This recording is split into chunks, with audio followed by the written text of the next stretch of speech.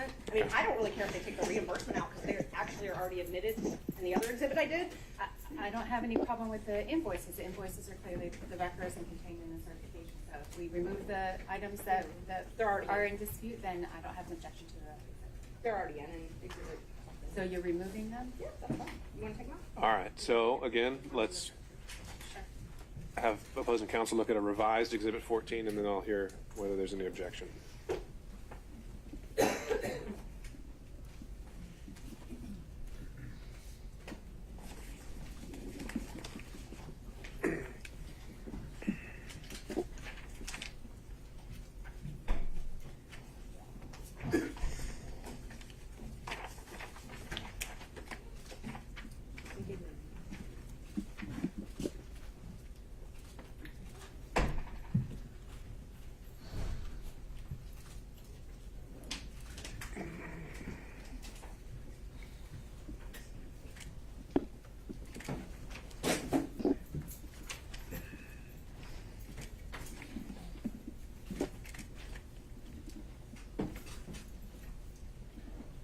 The revised exhibit number 14 contains only the invoices that were submitted, and the state has no objection.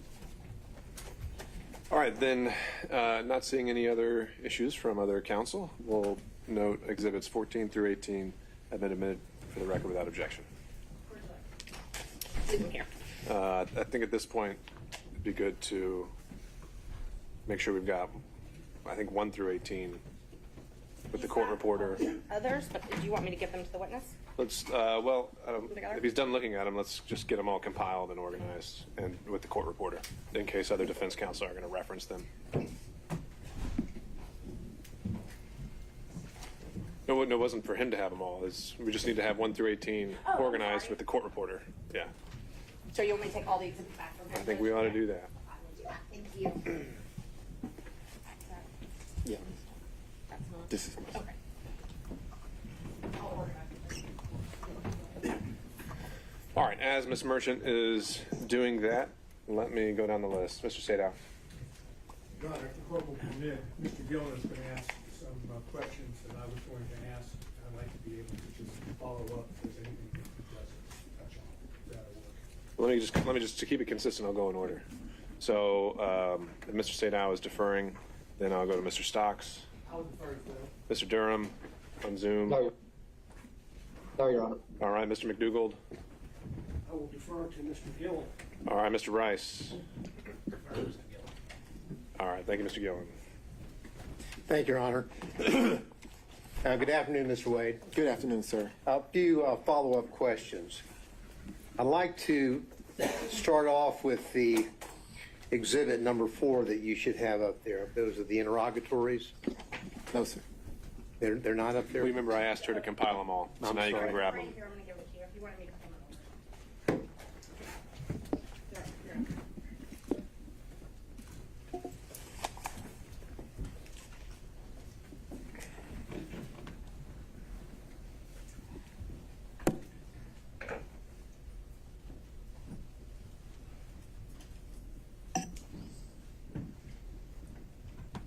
Yes, sir.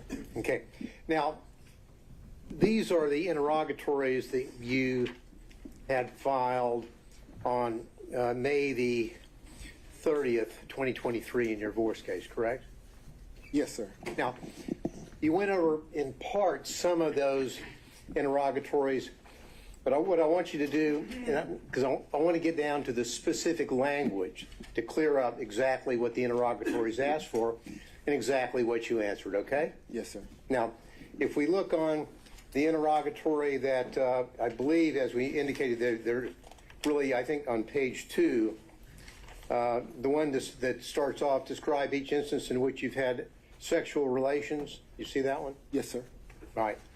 Now, that interrogatory begins, describe each instance in which you have had sexual relations with a person other than your spouse during the course of the marriage, including the period of separation. You see that? Yes, sir. Now, these were filed on May the 30th, 2023, correct? Yes, sir. Now, at that time, you had had sexual relations with Miss Willis, correct? Well, Your Honor, I'm going to object to the question as phrased. I think the question is properly, at that time, certainly asked about his answer, but I object to. All right, Mr. Gillen, I just asked you to rephrase, but I think you can make the same point. Well, Your Honor, it's a specific interrogatory, and I would, so the words do matter, and I would like him to answer whether or not he'd had sexual relations with Miss Willis, because if he answered yes, then this interrogatory is a false interrogatory. So I would ask the court's indulgence. I'm not here to jump into some salacious bedroom situation, but this is an interrogatory that matters. So I would ask the court's indulgence. Ms. Cross? These questions have been asked and answered several times. I understand Mr. Gillen is coming at it from a different way, but this question is not substantively different than those that have already been asked and answered in the information that he is seeking. All right, Mr. Gillen, I'll allow maybe this question and one more, but I think you are asking it in a different way, and I'll ask you to stick to the point. Right. Now, as of May the 30th, and may I ask the question that okay, thank you, Your Honor. As of May the 30th, 2023, you had had sexual relations with Miss Willis, isn't that correct? The interrogatory, sir, asks during the course of the marriage and the period of separation. Excuse me. My response, Your Honor, I would ask that the court direct the witness to answer my question, yes or no. As of May the 30th, 2023, had you had sexual relations with Miss Willis? Yes or no? Mr. Gillen, let's start with at the higher level whether he believes he answered it truthfully, and then we can drill down into why or why not he doesn't, and maybe we'll end up exactly where you left us. Well, but again, Your Honor, the point of it is that the words matter, and that we have to establish what did and did not happen, and then he can give whatever explanation he chooses to what apparently is a false answer. But I would like an answer to my question. And you may get one. I would like us to start at the high level before we drill down into specifics to see whether he actually contradicted that in interrogatory, if I'm making sense. Well, the interrogatory is relatively direct and explicit. Sexual relationships with a person other than your spouse during the course of the marriage, including the period of separation. That's pretty simple. Sure. Let's see if that's something you can get him to admit. You did have sexual relationships with someone other than your spouse during the course of the marriage and during the period of separation, which included up to May the 30th of 2023. Isn't that correct, sir? My answer to this interrogatory is none. Is no. So you're saying that you did not have sexual relationships with anyone outside of your marriage, and the period of separation is during the period. Then you're answering the question to this interrogatory, correct, sir? I'm saying during the course of my marriage, I did not have sexual relations to anyone, and this answer is no. Well, again, Your Honor, I understand. You can proceed, Mr. Gillen. We need a yes or no. Let's just get down to it. Did you or did you not, by May the 30th, 2023, have had sexual relations with Miss Willis, yes or no? Yes or no? Yes. Okay. Now, what you did is you answered no to that question, didn't you, or none, correct? I didn't answer no to the question you just asked. I answered no to the interrogatory question. And the interrogatory stands that you answered as a pleading in a civil proceeding, your divorce case, right? Yes. Now, excuse me. The next interrogatory, let's move there. That interrogatory states as follows: identify any and all occasions in which you entertain a member of the opposite sex other than your spouse who is not related to you by blood or marriage. You see that? I do. Now, there are two parts to this. The second part is, I read on, or in which a member of the opposite sex other than your spouse, not related to you by blood or marriage, entertained you. And then it goes on to say, including but not limited to dining, drinking, in restaurants, bars, pubs, hotels. You see that, correct? I do. Now, as of May the 30th, 2023, when you filed this interrogatory, you had in fact entertained Miss Willis on many occasions, had you not? Again, during the course of the marriage was irretrievably broken in 2015. Well, the answer's still no. Let's read what the interrogatory says about the time period required to answer the interrogatory.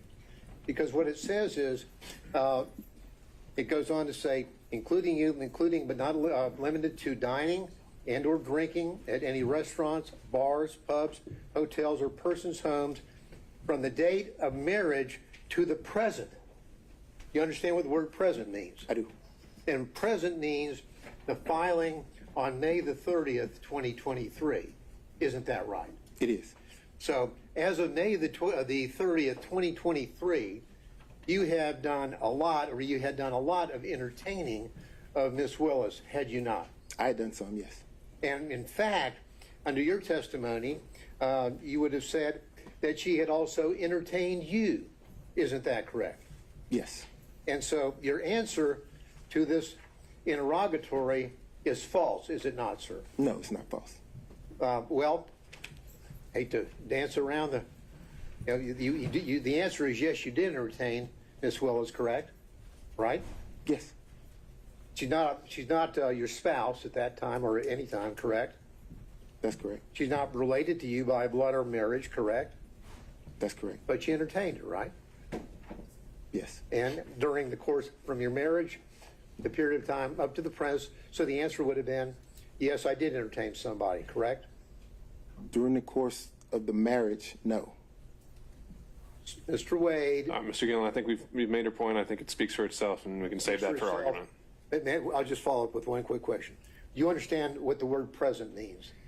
Your Honor, that's been asked and asked. I think we did cover that already as well. Okay.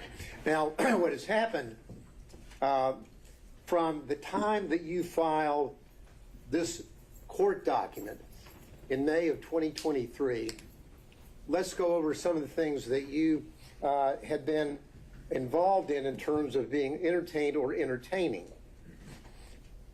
Prior to your filing on the answer on the interrogatories on May the 30th, 2023, we've already established, have we not, that you had paid for a Royal Caribbean cruise to the Bahamas with Miss Willis, correct?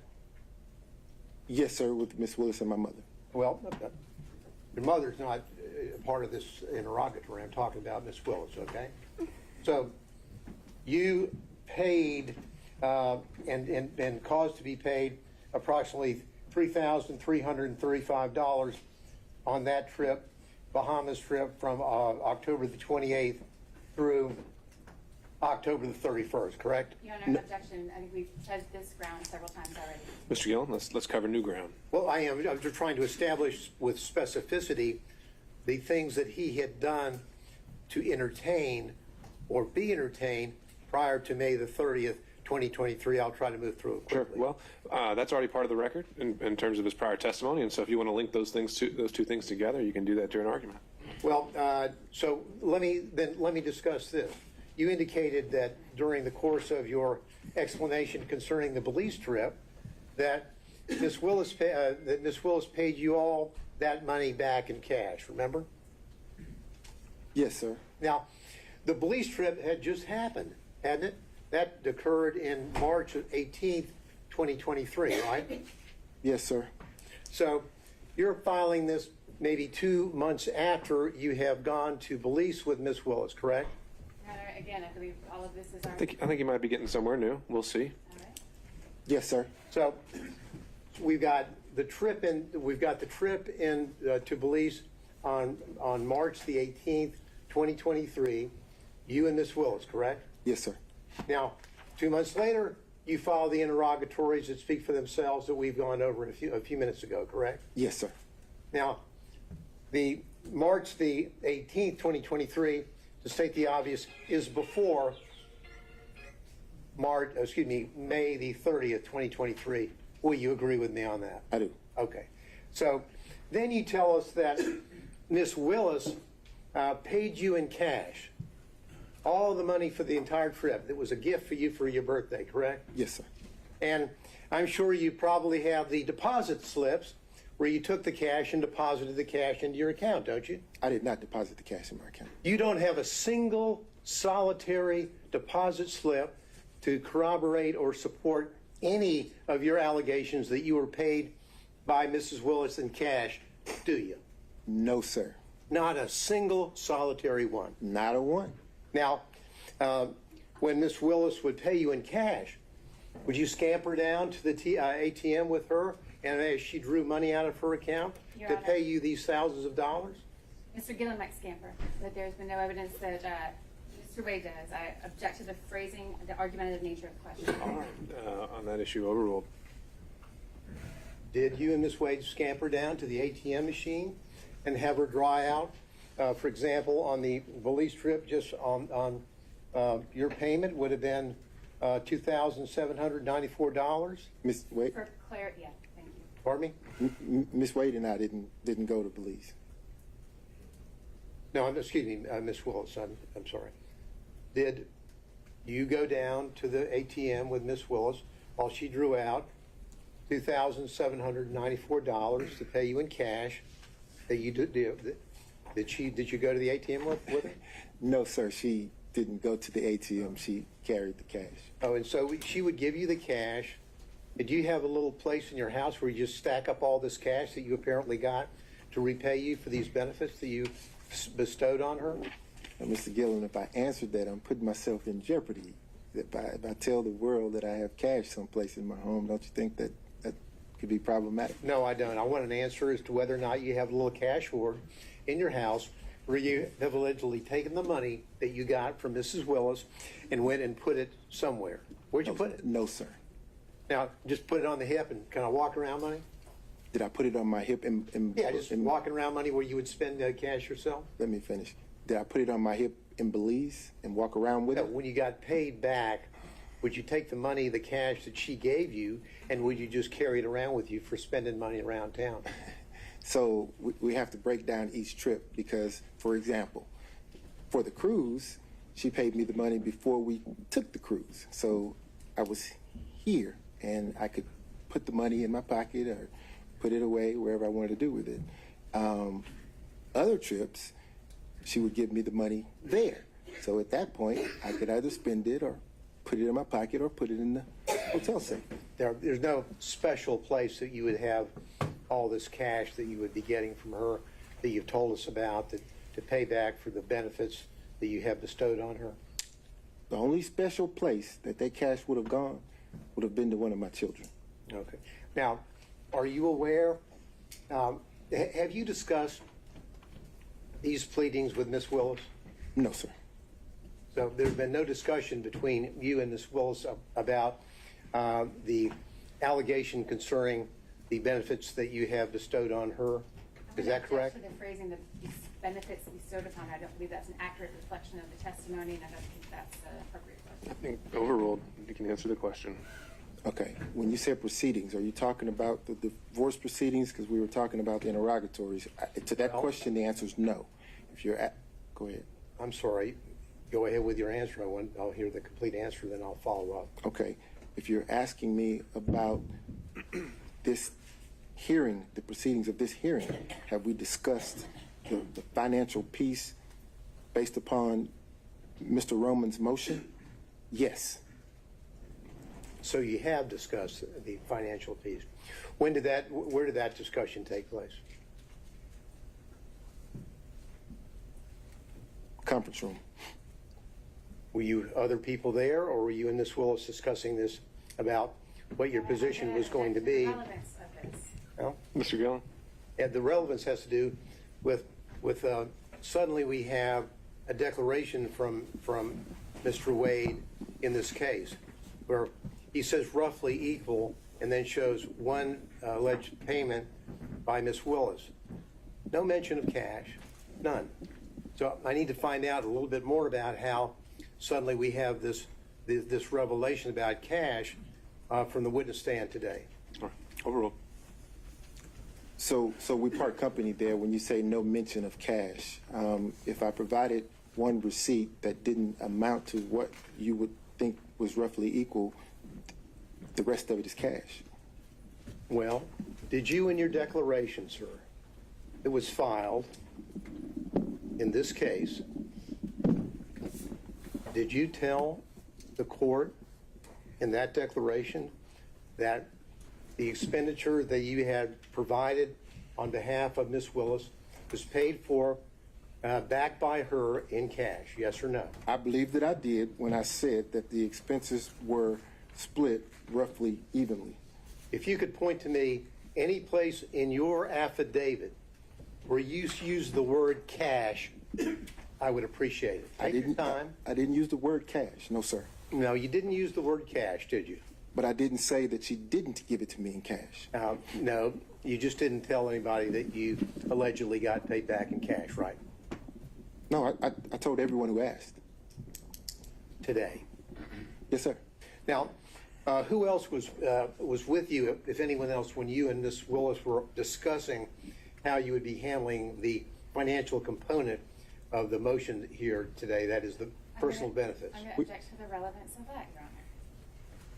Mr. Gillen. Well, the relevance is if they know that they're going to be called as witnesses, they've been subpoenaed, and they are discussing what they're going to say, we need to know that. The court needs to know that. It goes to the veracity of Mr. Willis and, Ms. Willis and Mr. Wade. Overruled. We didn't discuss how we were going to handle testimony. My question was, when you were discussing with Ms. Willis in the conference room, when you were discussing what you perceived to be the situation concerning the benefits for the payments, Yes, sir. was there anyone else present? No, sir. How long did the meeting take? Probably 5 or 10 minutes. Did Ms. Willis tell you what she was going to say? No, sir. Did you ask her whether she had any bank withdrawals that would corroborate the assertion that she would pay you back in large sums of cash for these trips to the Caribbean, Belize, California, on and on and on? Your Honor, again, I object. The proffer, when the last relevance objection was made, was that Mr. Gillen needed to know who else was there. These could be potential witnesses that he could cross-examine. That question has been answered, so I can't object. Okay. I think it's still exploring possible bias or motive to shape his testimony, so overrule on that ground. Thank you. Now, Mr. Willis, Mr. Wade, when you were having this discussion, did you ask Ms. Willis, do you have anything to support these cash withdrawals? No, sir. Did you ask her where she got the cash? Here, this is the conversation. I produced my credit card statement that showed what Ms. Merchant in her filing was representing. That was the conversation. Okay. So when she would pay you back in cash, were you aware of what her financial situation was? Do you know what? No, sir. Your Honor, I object to the relevance. Well, Your Honor, it's relevant because we've been bombarded with a book, Find Me the Votes, in which... What's at issue is the financial benefit, and if that plays a material interest in an actual conflict of interest, so I think that's relevant. Thank you. Now, have you read the book, Find Me the Votes? I have. You have? I have. Okay. Now, in that book, Ms. Willis is telling the authors about how financially destitute she was, or kind of hitting down on the bottom as she was running for DA. Do you remember that part of the book? So let me qualify the response. I've read the book in parts. I hadn't had the time to sit and read the book in its entirety. Did you read that part about how she's telling the authors about how little money she had and how financially she was in bad shape prior to when she was running? Did you read that part? No, sir. Did you ever have discussions with Ms. Willis about her financial situation, which was in apparently in rough shape prior to her being elected DA? No, sir. Ms. Willis made it clear that her financial business was just that. It was her business. I know nothing about her financial status. I know nothing about how she was faring before or after the election, or even now. I know nothing about her finances. You're telling us that she didn't share that with you, but chose to share it with the authors of a book that's been published and printed Yeah, and sold nationally? I think that's a fair question for Cross. I don't know that she shared it with the author. I don't know that the author is telling the truth. I don't know the author, so I don't know, sir. Okay. Now, did you give an interview to the authors of that book? I've given no interviews, sir. So you haven't talked to them at all, I correct? haven't talked to any media. All right. None. Now, as it relates to the, I'd like to, though. as it relates to, again, from your bank records that you're aware of, there'll be no cash deposits, right? I didn't say that. Are there cash deposits which line up with the money that you have allegedly received from Ms. Willis to, quote, pay you back for her part of the trips? So here's the thing. In my bank records, you will see cash deposits. You will see check deposits. I can't say that you look through the bank records and you won't see cash deposits because I have two sources of income, sir. Income comes from my private practice, my firm, and income comes from the contract here with Fulton County. During the course of private practice, occasionally I will have occasion to deposit cash into my account. And in preparation for this hearing and your testimony, did you go through your bank records to find out if you could locate any cash deposits that would corroborate your testimony? No, sir, I didn't go through my bank records at all. Now, so what you would do, the money that you received, of course, the money that you received from your work for Fulton County, that's public funds, correct? No, sir, that's private funds. It's my Public funds pay you to do work for Fulton County, correct? Tell me what the definition of a public fund is. A public fund would be your funds, as in not fund, but funds, money. Public money, as in money from taxpayers, either in Fulton County or the state of Georgia, pay you to do the work that you're doing here in this case, yes or no? One or the other, I'm certain You know which is one? the case. I don't know which one, no, sir. Now, you would take those public funds, and those public funds were then used, deposited in your account, and they were then used to pay on the credit cards for the trips that you would take with Ms. Willis, correct? I object to the question insofar as the characterization of public funds. The witness didn't testify to that, and I don't believe there's been any evidence to that. Once it's paid to Mr. Wade, it's private funds. Well, the point of it is that you got All money. right, Mr. Gillen's rephrasing. Yeah, I'll read it. Let's break it down. You got money from Fulton County for the work that you do here, right? Yes, sir. You would send in invoices, and they would pay you money, correct? Yes, sir. Those money, that private money, that money was money from either the citizens of Fulton County or from the state of Georgia, correct? That's what I mean by public funds. Agreed? Well, I guess I'm having trouble with the notion that the citizens of Fulton County have paid me any funds. I'm not certain the funding source. I can tell you that either the state of Georgia or Fulton County has written me a check. So that would be, those two entities are public entities, correct? Yes. So that would be public funds, right? Right? Yeah. Yes. And those public funds are from the same source that you would then use to pay out on your expenses for the trips that you took Ms. Willis on, correct? No, sir. As I testified to moments ago, I have income coming in from my law firm. I also have income coming in from the funds that we're here discussing now from either the state of Georgia or Fulton County and or both. I'm not certain what it is. So What to say Sorry, that I didn't mean to that cut I'm- you off. Go ahead. So to say that I'm paying a credit card statement with funds coming from Fulton County or the state of Georgia would not be an accurate statement because the funds could have very well come from my private practice.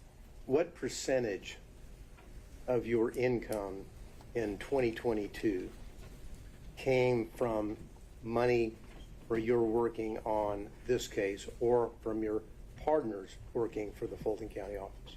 In 2022, I would say 50-50. You think 50-50 in 2022? Yes, sir. What about 2023? Probably 60-40.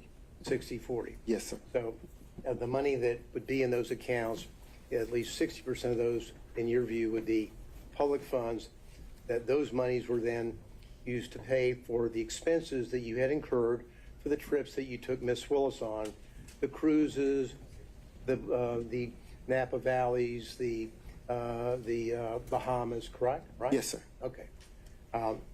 And now, what you did is that when you signed on in November 1st of 2021, that's when you signed on to be counsel for the anti-corruption matters, right? Yes, sir.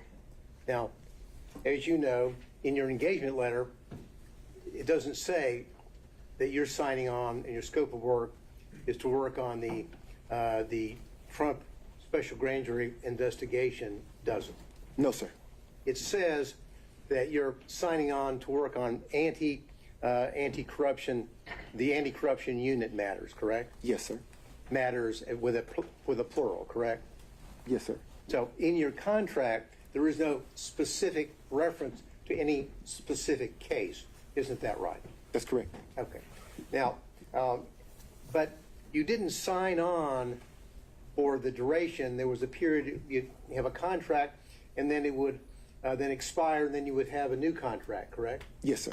Now, of course, the extension that you received, the first one was in November of 2021, and then you filed, or excuse me, there was a renewal in November the 15th of 2022. Is that right? Sounds right. Oh, okay. Now, that was right after you got re-upped by Miss Willis, right after you took Miss Willis to Aruba. Isn't that right? On that November the 1st, 2022 trip to Aruba, and through November the 4th, 2022. Correct? What does re-up mean? Well, re-up means that you came back, your contract was up, and then on November the 15th, you and Miss Willis signed a new contract for you, right? Yes, sir. Okay. Now, when you were in taking her to the Aruba and on the cruises and the resort there, did you discuss your re-upping of signing an extension on your contract? No, sir. But you make an excellent point. I'm glad you pointed that out. So the trip to Aruba, the contract was not in existence then. So you're saying that you were not Under contract. in your contract. Did you send any invoices in for work that you did after your first contract expired? No, sir. You didn't. No, sir. So when that expired, that was it. So and then you're saying that after the Aruba trip, you get re-upped with a new contract, correct? I signed a new contract. Yes, Now, sir. was there any modifications on that contract? Did you get an extension on the cap that you were limited on the first one? Were there any modifications at all, Mr. Willis? Excuse me. I've done that again. I apologize. I've been called worse. Wait, I'm sorry. I've been called worse. Now, were there any modifications on that? Do you have the contracts in front of you where you could? I don't have it in front of me, but I think that Birch is going to. Because I believe as the work gradually, as the time of the work gradually increased, the hourly cap would increase. In other words, starting out the investigation, it was impossible to anticipate the level of cooperation during the course of the investigation from some of the witnesses. So if you assume that there would be great cooperation with the witnesses in terms of interviewing and speaking and being voluntarily speaking with you, it doesn't take as much time. So after getting into it, realizing that most of the witnesses were not willing to speak or willing to turn over evidence or information, quickly you figure out that this is going to take a little more time than originally anticipated. And because of that, you have to compensate for those hours. And that's why there was a compensation on your extension? Yes, sir. The caps. A cap. Now, did Mrs. Willis, did Miss Willis review your invoices with you when you would submit them? Never. Did anyone ever question whether or not you worked 24 hours in one day and billed 24 hours in one day? I've never worked 24 hours in one day and billed 24 hours in one day. Okay. And I'm glad you asked me that question because I'd like the opportunity to talk about that. I think you should go ahead. So, if you look at that invoice where it says 24 hours in one day, it actually doesn't say one day. If you look at the top of the invoice, it says date completed. The date that's reflected on that invoice reflects the date that the work was completed. It doesn't say when it started. It just says this is the date that is completed. So if you go through the invoices, probably around the first 5 or 6, you'll see that that's the billing format. I would bill only after that particular task has been completed.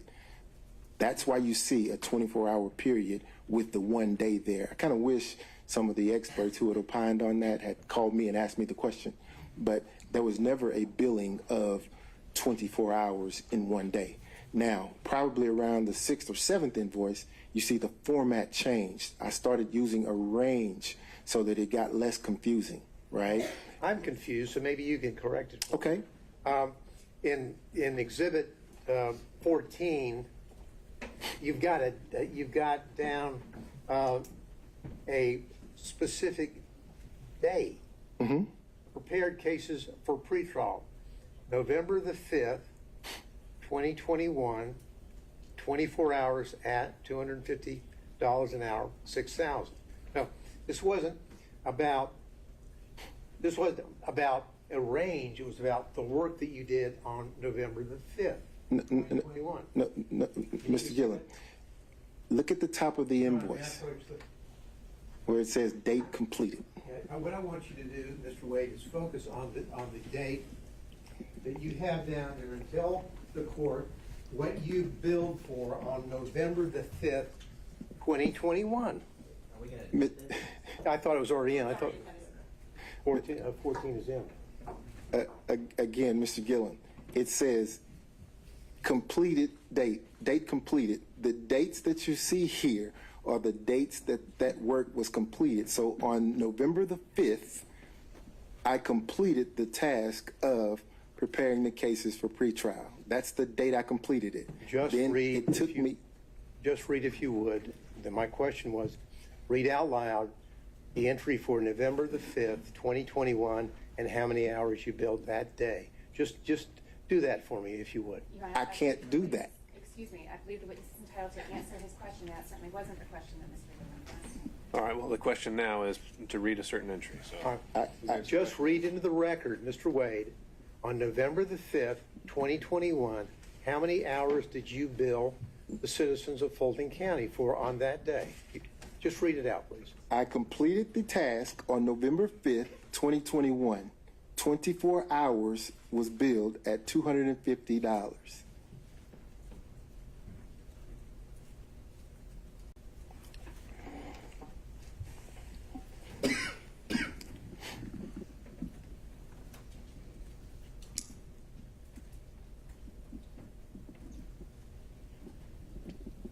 Now, when you talked about your relationship with Miss Willis, and your testimony is that it began in 2022. Do you remember that testimony? No, sir. Our relationship began in Your romantic 2019. relationship began in 2022? Is Yes, that sir. That's Yes, your sir. testimony? Yes, sir. Okay, now, when you were re-upped on this contract, you had a romantic relationship already established with Miss Willis, yes or no? In 2022? You know, when Yes, you were sir. re-upped on November the 15th, 2022, you had a romantic relationship with Miss Willis. I signed the second contract. Yes, sir. Answer my question, please. I'm not going to use the words re-up. Signed up on the we re-up or whatever you want to call it, your contract on November the 15th, 2022, you had a romantic relationship already existing with Miss Willis, yes or no? I signed the contract, the second contract, yes, sir, during the course No, of a romantic relationship. Yes or no, you had a romantic relationship with her at the time that you signed up the extension on November the 15th, 2022, yes or no? The answer to that question is yes. Thank you. Now, this was before the special purpose grand jury released any a report. Isn't that correct? Correct? Are you asking me if it's before the work was completed or before the special purpose grand jury actually publicly released the report? When they Those are released two the different- report. Your relationship with Miss Willis already existed when the special purpose grand jury released its report, correct? At the time the report was released, yes, sir. But And- you understand that the report had the work had been completed prior to the release of the report. You understand that? And your relationship with Miss Willis, of course, was prior to the indictment in this case, correct? Yes, sir.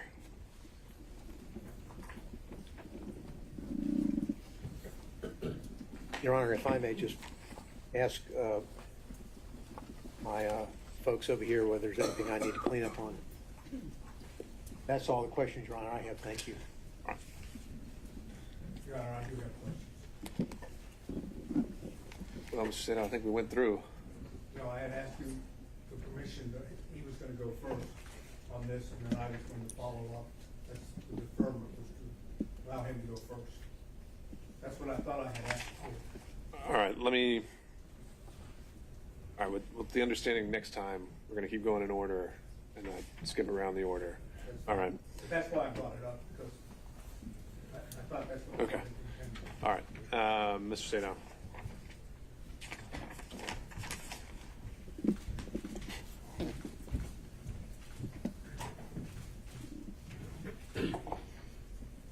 going to try to keep my questions very specific. Yes, sir. Okay. Yes, sir. And I'm going to also, of course, try not to go back into specific questions that have already been asked. Okay? Yes, sir. When did your relationship with Miss Willis end? 2023. Can you give us an approximation of, not by date, but by month?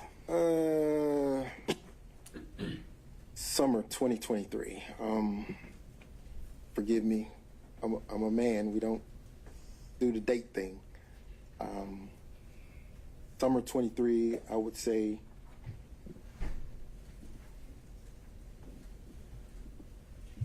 June, maybe.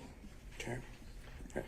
Using the euphemism personal relationship, did you have any personal relationship at all with Miss Willis after the summer of 2023?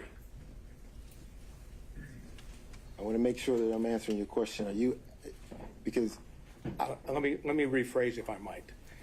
The way it has been characterized in, for example, the response of the state, and I believe in your affidavit, is there's a difference between a personal relationship and a professional relationship. Correct? yes, sir. Okay. I'm not talking about a professional relationship. I'm talking about a personal relationship. Have you had a personal relationship at all, and you know what I mean by that, after the summer of 2023? Are you asking me if I had intercourse with the district attorney? I was trying not to, but I guess if you're going to characterize it as that, the answer would be, The answer would be no. so it's been purely professional since the summer of 2023. So that's where we're having issues. Okay, you'll have to explain because I don't know what the issue would be. No, I will explain to Thank you. you. You say personal. We're very good friends, probably closer than ever because of these attacks. But if you're asking me about specific intercourse, the answer is no. How about if I change it from intercourse to romantic? No. Okay. During the direct examination, you made a statement, at least I believe I heard it correctly, that you, personal relationship, and now I'm talking about that characterized the sexual romantic relationship, was not a secret. Is that correct? Wait. If you're asking me if people knew that we were having sex, no, they didn't. I'm asking you whether the people knew that you were dating, whether you were romantically involved. You said that it was not a secret. Oh, it wasn't a secret. It was just private. My mother knew, obviously. Okay. Did anyone in the district attorney's office that has worked on this case know that you were dating or had a romantic relationship with District Attorney Willis? I don't know what they knew. Well, did you tell anyone? No, Do you have any knowledge of whether Ms. Willis revealed it to anyone? I have no clue. Okay. So as far as you know from personal knowledge, no one in the DA's team knew, correct? That's correct. Okay. So if it was a legitimate relationship, is there any particular reason why it was kept secret or private? It wasn't kept secret. It was kept private. And the purpose for that was? It's what we chose to do. I'm asking you why, though, not just because you chose. Why, if you're dating someone, why keep it private? So, a few reasons. The first one is, and I want to say this respectfully in the right way, there are some people who are in the public eye who just don't like it, don't wish to be there. I have tried to have lunch or dinner with her publicly, and I can't count the number of people that would approach the table or would accost us as we're trying to walk into a restaurant and just have lunch or have a meal. It is not secret, it is private. We don't want the world asking questions or interrupting that time. So we weren't trying to keep anything a secret, Mr. Sadal. There's nothing secret or salacious about having a private life. Nothing. I'm not suggesting that there was. I'm asking the questions. When you went on the various trips that have been outlined by both Mr. Gillen and by Ms. Merchant, did anyone in the district attorney's office know that the two of you were traveling on personal trips together? To my knowledge, Mr. Sadal, no. Okay. And again, that was for privacy, according to your testimony. Privacy, yes, sir. Okay. Did you and Ms. Willis go to the Hapeville condo prior to your relationship starting at the beginning of 2022? Prior to having physical contact, prior to having intercourse, did we go to the Hapeville condo? Again, you keep going to intercourse. I'm trying not to, but fine. The answer to that, or my question would be yes. Did you and Ms. Willis go to the Hapeville condo prior to what I want to say November 1st of 2021? Yes. Okay, and the purpose for going to the Hapeville condo with Ms. Willis prior to 2021 would have been what? Or prior to November 1 of 2021? Could have been any number of things, because at that time, That's what I'm asking, so tell me. yeah, could have been any number of things, because at that time, she had a friend living in that condo. Miss Yeardy lived in that condo. Okay. So, maybe it was my question was poorly worded. Let me try again. Your answer is yes, prior to November 1st of 2021, you would have gone to the Hapeville condo and been there with Miss Willis, correct? Yes. And you would have been there, as you indicated, for many reasons, right? Yes. Can you give me, just list a few of the reasons? Miss Yurdi resided there, went to visit her, maybe went to talk about a document that I received. You would go to the condo I to needed talk to about a see- document that you received? Absolutely. Okay, go ahead. Absolutely. Any other reasons? None come to mind. None come to mind. No, sir. And would you say that was frequent? When I say frequent, do you think prior to November 1st of 2021, you were at the condo more than 10 times? No, sir. So it'd be less than 10 times? Yes, sir. So if phone records were to reflect that you were making phone calls from the same location as the condo before November 1st of 2021, and it was on multiple occasions, the phone records would be wrong? If phone records reflected that, yes, sir. They'd be wrong. They'd be wrong. Okay. Where did you live during that time period? Same place I live now. Which is not in Hapeville, correct? It is not in Hapeville. It is north of Atlanta, the city of Atlanta, correct? It is. Okay. And any other reasons why you would be in the Hapeville area on multiple occasions prior to November 1st of 2021? Let's see. The Porsche experience is there. I'm sorry? The Porsche experience is there. Okay, so that would have been one. Any other reason? Yes, sir. The airport is there. Airport in Hapeville.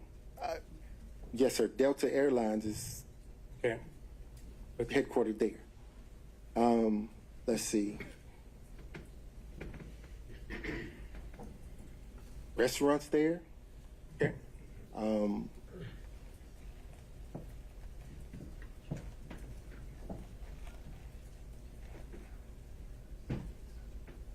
If that's your recollection, that's fine. I'm not asking you to try to remember everything, but if that's okay. Okay. Did you discuss your affidavit filed in connection with the response with Ms. Willis? No, sir. Did you know, of personal knowledge, whether Ms. Willis reviewed your affidavit before it was included with the response? I have no clue. So, as far as you know, personal knowledge, Ms. Willis did not know what you said in the affidavit. I didn't give it to her. That's what I said. You have no personal knowledge. No personal knowledge. And as far as you know, no one else has told you that she did or didn't. I hadn't asked anyone. We've kind of worked this up a little bit, and the numbers could be off. But according to our numbers, $10,000, give or take, would have been reflected on your credit card statements in connection with things of potential benefit to Ms. Willis, okay? I want you just to assume that. Assuming that there was $10,000 that you had on your credit cards, is it your testimony that Ms. Willis paid you back $10,000 in cash? I'm not asking about... I object. The characterization of $10,000 for Ms. Willis's travel, I don't believe is an accurate reflection of what the numbers, at least the summary that I've been provided by the defense would reflect. I think that's joint travel. Is that right, Mr. Sater? I'm sorry. No, it's not joint travel. But all I'm trying to understand, I'll rephrase because I don't want to get bogged down on specific numbers. You would have received thousands of dollars in cash from Ms. Willis, correct? Yes, sir. Okay. And the thousands of dollars in cash from Ms. Willis, do you know, I'm not asking you whether she took it out of her pocketbook or she took it out of a suitcase. I'm saying, do you know the source of the cash? Just that, out of her pocketbook. Yes, sir. You don't know where she obtained the cash. I didn't ask her. And the whole time that she was paying you in cash, you never said, hey, why do you have this amount of cash? Why would, Mr. Sadow, in my practice, people come into my law firm all the time with cash. I never question where they got it. Yeah, but we're talking not about people that come into your law firm. We're talking about the district attorney of Fulton County who, I'm assuming, receives a paycheck. She doesn't get paid in cash. So just like you assumed, I assumed she got it from her paycheck. I don't know. Okay.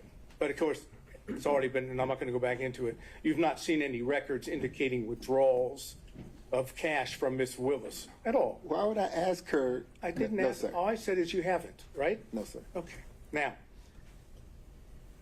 can you explain why you filed for divorce one day after you were hired by Ms. Willis. You filed on November 2nd of 2021. You're hired on November 1st of 2021. Why the day after? You mean one day before? So You filed for divorce one day after you were hired, right? okay, I'll answer your question. Okay, please. So in 2015, when my wife had the affair, we had a conversation that we would divorce right then. Again, the better practice, at least for my children at the time, was to stay in place until the youngest could graduate and matriculate into college. We did that. When she graduated, matriculated into college, at the time my wife had moved back and forth to Houston, to Texas. So she's in Texas. We take our child off to college. We come back to Georgia for a brief period of time. Divorce gets filed. She gets served. There we go. Now, the reason that date was selected. Yes, sir. That's what I asked. The specific reason that specific date was selected was because she was only in town for a brief. Your Honor, this is attorney-client privilege. Why he decided to file his... And why do you have the right to object on his behalf for attorney-client privilege? Because... Well, I don't make a formal objection. All right, there we go. And I believe that he's already attempted to answer this question and there was no privilege raised. So he's given a partial answer and now he's about to finish that. So first of all, I don't think it's covered by attorney-client privilege and I'll deal with that if you want me to. But otherwise, he's already answered part of it. So he doesn't get to say, now I'm going to stop. So. well, it was a long preface, but I don't think it ever actually got to what might have been at issue there. So if you can lay the foundation, we'll deal with the objection. Okay. Take a step back, okay? You realize that an attorney-client privilege is the privilege of the client, correct? Yes, sir. And you, in connection with your representation, at least has been proffered to the court by Mr. Bradley, that it's up to you to decide whether you want to raise the privilege, right? Yes, sir. It's not up to Mr. Bradley. Yes, sir. So you have the power, in order to get to the truth of the matter, you have the power to waive Your the Honor. attorney-client privilege, do you not? I believe that's an inappropriate question. The certain privileges there. Whether he uses it or not, it doesn't matter why. Mr. Sadow, I think if we're trying to get to the answer to your question, let's figure out whether it covers the question you were trying to get to. And if I may finish, and your position is you have no intention of waiving your attorney-client privilege, correct? That's correct. All right, so now, can you answer the question why you waited until November 2nd, the day after you were hired by Ms. Willis, to file for divorce? I can. Okay. So, again, Joycelyn had relocated to Texas, and she had been in Texas for months. She was only here for a brief period of time to drive my daughter's car back with her. And when she came here to do that, I was able to then get her served.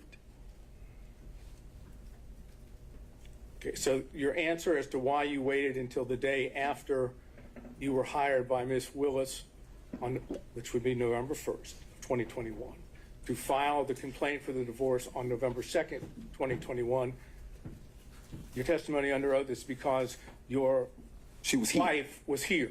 But had not been here in October, had not been here in September, had not been here in August of 2021. She had been in Texas taking care of her ailing mother So and your an testimony- aging father. So the first opportunity that I had after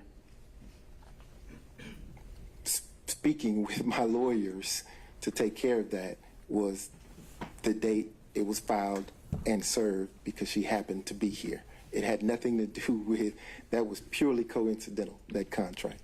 I understand it's purely coincidence, your testimony. Yes, My sir. specific- And understand that this was by agreement between she and I, she being my wife and I, that we would divorce when the children matriculated out, and that there would actually have been an agreement attached to the filing. It became apparent that the agreement wasn't going to happen, and things got a little contentious. So that's when the privilege will kick in, and I was forced to do it when I did it. So, if I understood correctly, again, you tell me if I'm wrong. Is it your testimony that your wife was not in Atlanta, Georgia, or the metro area throughout October of 2021? No. That's not your testimony? In October of 2021, she was back and forth between here and Texas. So she was, at least on some occasions, in the Atlanta area. But that was during the time when we were working through the consent agreement that fell through. Again, I think we're pretty far afield on relevance. The answer to the question about the timing of the divorce filing. And Understood, Ms. Cross. Ms. Sadell, where are we going from here? We're about to finish this area, since I'm not going to be able to go any further about, if we want to call the X, we'll call the X for that purpose. Well, we might have to discuss whether that's a collateral issue altogether. No, I'm just saying if. I didn't say we will, but we'll. Okay. All right, so you said that you were aware of the contracts that Mr. Bradley and Mr. Campbell had with the Fulton County District Attorney's Office, correct? Yes, sir. And how did you become aware of those? Just through conversation, they With told who? me. Conversation with who? Mr. Bradley and Mr. Campbell. So you were discussing matters with Mr. Bradley which were not related to attorney-client privilege, correct? Related to the contracts, yes. Okay, but you were having conversations that would not, even though, if I understood correctly, Mr. Bradley was your attorney at the time, correct? At what time? At the time that Mr. Bradley received his contract from Fulton County, which would have been the beginning of January, or in January of 2021, right? Is that the date of his contract? Pretty close. I don't know what the date of his contract was, but if Date for it my was purpose. after the date of the filing of the divorce, then yeah. I'm not talking about after the date of the filing of the divorce. It's been represented to the court that you had an attorney-client relationship with Mr. Bradley from 2015 forward. Yes, sir. Correct? Yes, sir. That is correct.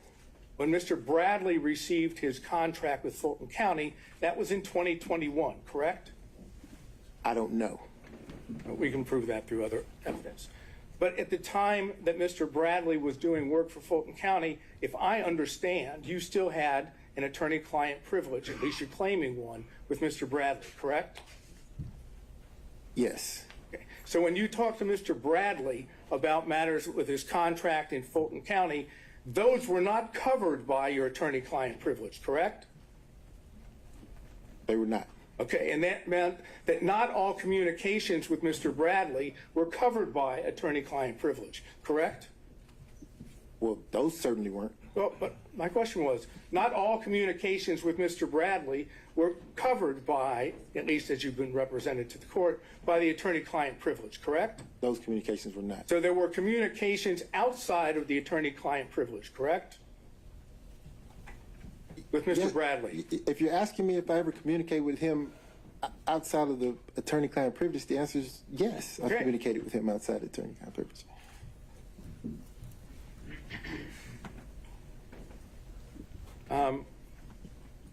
Let's finish this up. And did you call it Roman number 4? Or just defense? Okay. In defense exhibit number 4, and Mr. Gillen went over with you your responses to certain interrogatories on May the 30th, 2023. Remember that? Yes, sir.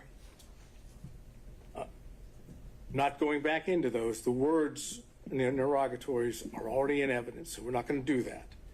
But the ones that we've gone into, there were 2 of them. And your answer to both of those was none, correct? Yes, sir. Okay. Now, on January 25th of 2024, Yes, sir. you again were in a position that you answered those same interrogatories, the 2 that we're talking about, I can get specific if we need to, but as long as we understand we're talking about the same two, Yes, right? Sir. Yes, sir. Okay. And they are in Defense Exhibit number 6, and they are interrogatories number 4 and number 5. Okay. Go ahead. No, I want you to be able to see it. So it's a Defense Exhibit number 6. I don't. Does he have 6 up there? I'm told that you have 6. Okay.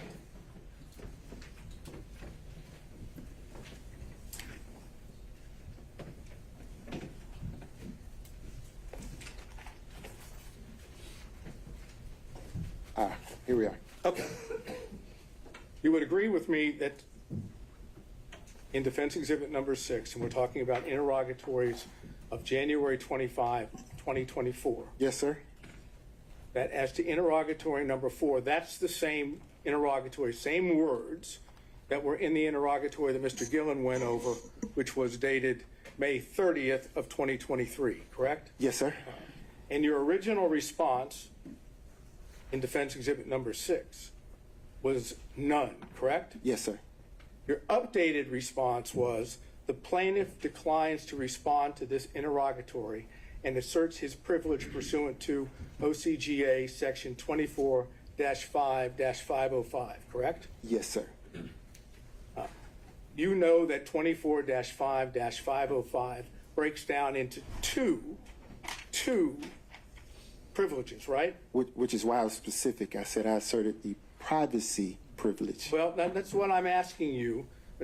In your updated response, there's no reference to privacy, correct? Yes, there is in the code section 24-5-505. Okay, but it also- reference to privacy. Just go with me, okay? That code section says, does it not, no party or witness shall be required to testify as to any matter which may incriminate or tend to incriminate such party or witness, or which shall tend to bring infamy, disgrace, or public contempt upon such party or witness. You'd agree with that, right? I'm not reading it. I'm sorry? I'm not reading it. I don't have it in front of me. If I may. Mr. Seda, we can, I can take judicial notice that is what the rule says if you want to ask him any follow-up questions. Okay, thank you. You are not claiming that your answer to number 4, interrogatory number 4, on January 25th, 2024, incriminates you, that is, as in Fifth Amendment privilege, right? That's correct. You're claiming the second part, that it would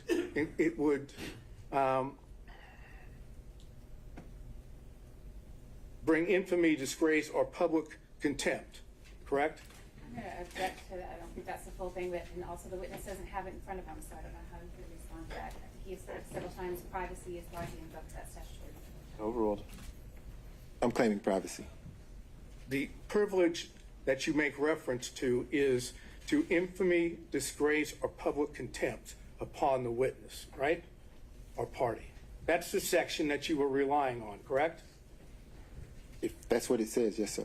Okay, look, I could show you, but I think the court has already indicated he can take judicial notice of the statute. So you assume that what I'm telling you is accurate, okay? Yes, sir. Okay. How would an answer of none bring infamy, disgrace, or public contempt upon you? So, as I explained in direct of Mr. Roman's counsel, the minute she elected to intervene into my divorce proceeding, I then started to understand the bigger picture, which was that all the attorneys in the election interference case were colluding with Joycelyn's divorce lawyer, and because of that, I said, privacy. I don't want my divorce proceeding to bleed into this criminal proceeding. I just didn't want that. So you raised a privilege, if I understand, that indicated that your answer would bring infamy, disgrace, or public contempt upon you, right? Your Honor, I'm going to object to the relevance of this. It's been asked and answered several times. Mr. Seda, where are we heading with this? I think I can finish that up by saying you didn't say none again. You asserted a privilege, correct? That's correct. Okay. And you did the same thing, did you not, with number 5, That's correct. That is, you didn't say none again, right? Correct. Okay. Is the answer to the interrogatory number 4, if you have it in front of you, is the answer none? Is that the truth? The answer is to that interrogatory is as I placed it at the time I responded, sir. I'm That's asking the you answer. now, is the answer to that interrogatory The answer none? is, the answer is still privilege. All right. So he's apparently electing to apply the same privilege, Mr. Sadao, to that exact same question. And I have a case which indicates that we can get beyond that if the court deems that appropriate. And to what end? To what end? Where That the privilege actually does not apply and he must answer the question. and where does that get us? Even if he answers the question, hasn't he already kind of said everything he has to say about the nature of the relationship, how long it lasted, when it ended? No, what I think it would benefits were prove, exchanged? I think if he is forced or compelled to answer the question, he will either answer it falsely by saying none, or he answer it truthfully by saying yes, and then telling us what it is. That's what I believe. That's why I'm asking. But the interrogatory you're referring to, though, the question contained there, Two interrogatories, yes, sir. it's the entertaining one, it's whether there were other relationships, right? With a specific language that's in the interrogatories. Sure. Haven't you already covered that in all the other questions that we've had so far? But we have, but again, the court could, if I could require or compel an answer from him as to whether his answer would still be none, then we would know whether or not he was telling the truth. Now, if the answer is no, then obviously there was a time in the past where he was not. It simply requires him to now answer under oath what he refused to answer and claimed, what I might suggest is a bogus privilege, and that you can pierce that privilege because it's a material fact in connection with this case. Again, it's a call that Your Honor makes. I have the case law that says you can do that, but it's your discretion. Ms. Cross? Your Honor, Mr. Wade's been on the stand now for several hours. He's been asked and answered very personal questions that I believe cover the issues. Mr. Sadao is making argument, and this is probably an argument to make for the later to the court and not a question to propound. So as I see it, the only relevance these interrogatories have to this case really whatsoever would be as either prior inconsistent or consistent statements. And to that end, I think the question has been put to him again and again and again. He's answered how he believes he felt his answer should be and why he answered a certain way. And as it goes to credibility, I think at this point we're arguing weight, and I don't really see the value in pushing this issue further. So, All right, well, just for the record, the case that I was going to refer Please to do. is State versus Wakefield at 324 Georgia Appeal 587. And specifically, let's see, it would be 590, in which they talk about this specific privilege. This is a 2013 case. And then they footnote to footnote 3. And footnote 3 says, there are times when the materiality of the evidence outweighs the testimonial privilege. And it goes and explains what that is. That's what I'm bringing up. and I see what you're saying, that we could say that you need to answer the question regardless of the privilege you asserted. At this point, though, I think we've covered that ground and we're ready to move on. Okay. Based on that, I have nothing else. Thank you. Okay. Mr. McCulloch, anything? On behalf of Mr. Floyd. Moving through defense counsel. Oh, I'm sorry. No, I'm looking behind you. Mr. thought so, McCulloch. okay. On behalf of Mr. Floyd. He's elbowing you, sir. Okay. Mr. Cromwell. Nothing, Your Honor. All right. Ms. Cross. Thank you, Your Honor.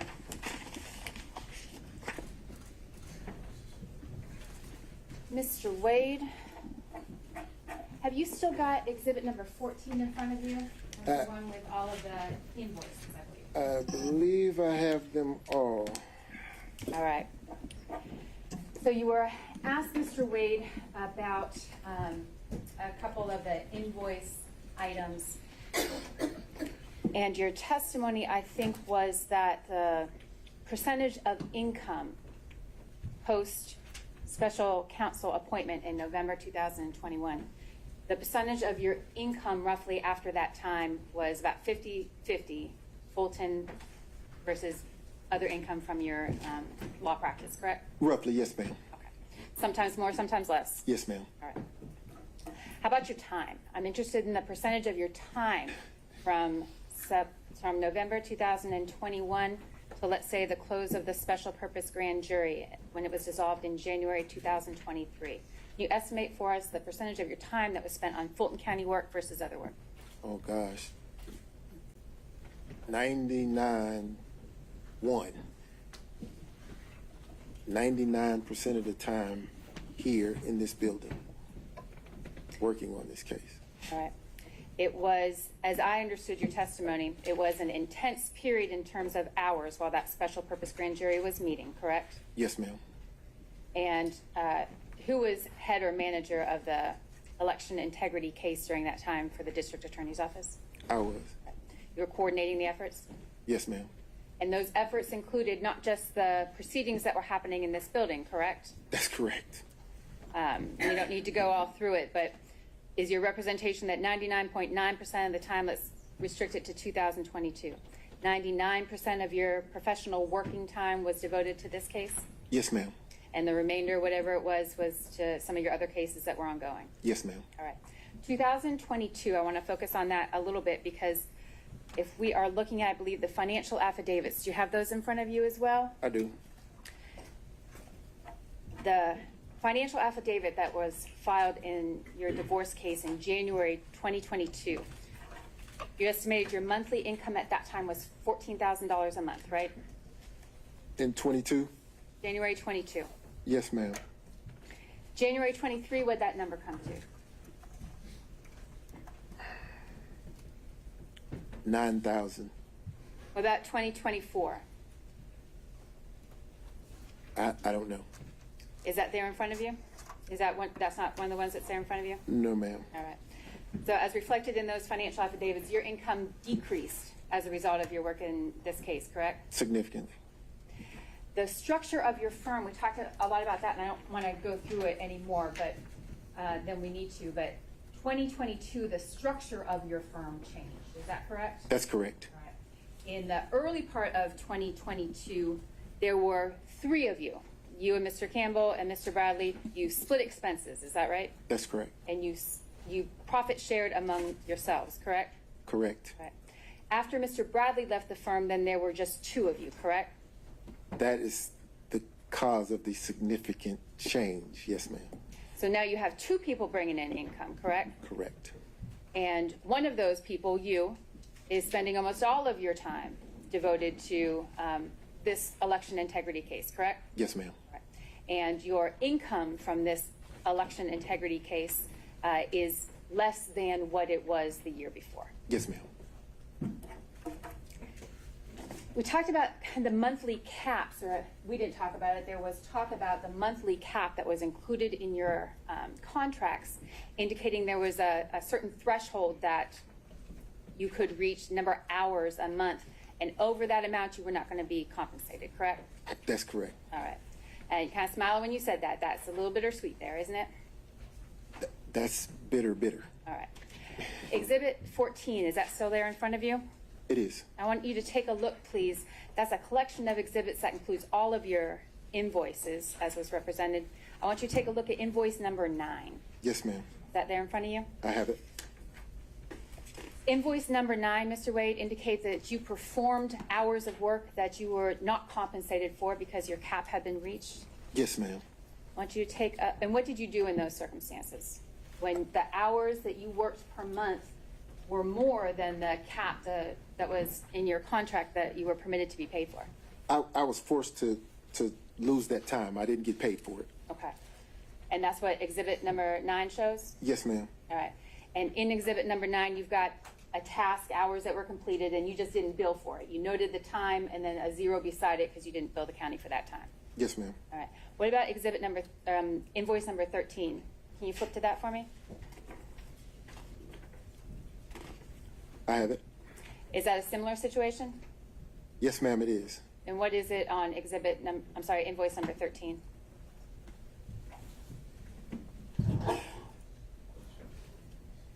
This invoice makes me cry. There's so many hours here that I worked that I couldn't get paid for. So. And you work those hours anyway, Mr. Wade? Oh, absolutely. This is not type of job that you could walk away from just because you're not getting paid for it. I think there's some professional rules of responsibility to an attorney who's engaged in a case. You have to see it through. So it's not like I could just throw my hands up and say, well, I reached my monthly cap, I'm done, I can walk away. I can't do that. This is ongoing, it's constant, and I have to do the work. Can you look at invoice number 23 for me there in exhibit number 14? Yes, ma'am. Does that reflect a similar situation, the hours worked that you were not compensated for? Yes, ma'am. Invoice number 24 and 27, can you take a look at those and let us know if that reflects the same situation? Are you trying to depress me? No, Look at I'm not. the money I'm I'm sorry. It's the same, yes. Okay. And there's no workaround to that? You didn't attempt to work around that contractual cap on your hours? Oh, no, ma'am. All right. You were asked a lot of questions, Mr. Wade, about the affidavit that was submitted, correct? Do you recall those questions? I'm sorry, I'm stuck on this invoice. You know, if I was going to get a benefit, I'd like that benefit. That's the one I want. That didn't happen. That didn't happen? Okay. All right. And there was no renegotiating your contract to reflect that those hours should be paid or anything? No, ma'am. Okay. All right. Do you have your affidavit there in front of you? I do. The affidavit, of course, was attached to and provided in support of the state's response to Mr. Roman's motion, correct? Yes, ma'am. All right. And you prepared that affidavit. I did. You signed that affidavit. I did. All of the allegations and the representations in that affidavit are true. Is that right, Mr. Wade? Every one of them. Every one of them. You were asked a lot of questions about our line number 34. Can you turn to that for me, please? It's on page 4 of that affidavit. Yes, ma'am. Can you read it out loud for me, please? The district attorney and I are both financially independent professionals. Expenses for personal travel were roughly divided equally between us. At times, I have made and purchased travel for District Attorney Willis and myself from my personal funds. At other times, District Attorney Willis has made and purchased travel for she and I from her personal funds. Examples of District Attorney Willis is purchasing plane tickets for she and I with her personal funds for our personal travel are attached. Funds, Mr. Wade. As you understand the term funds, does that include cash? Yes. Does that include credit? Yes. Does that include reimbursements? Yes. You didn't represent in your affidavit, Mr. Wade, that you were including all of the receipts from funds or travel expenses that were paid on your behalf by District Attorney Willis, correct? That's correct. You had, I think your conversation with Ms. Merchant was, you produced the receipt that you had. Yes, ma'am. Are you aware of any other receipts? Well, and I asked it this way, may I put you on there for just a sticker? That's all right, I'm gonna write it on there. I'm gonna mark this as State's Exhibit number 1. You testify, Mr. Wade, that District Attorney Willis purchased and funded the entire trip to Belize. That was her treat to you for a birthday? Yes, ma'am. And you testified that she purchased the plane tickets for you, correct? Yes, ma'am. And while you may not have had the receipts on hand when you filled out the affidavit, because they weren't in your possession, are you aware now that there are receipts and that it reflects that the district attorney... This is going to go into evidence. You'd like to look at it first. I've got a copy. Do you remember, Mr. Wade, approximately how much, and that's again State's Exhibit number 1, may I push this down? Do you remember how much the flight was for you, your flight to Belize?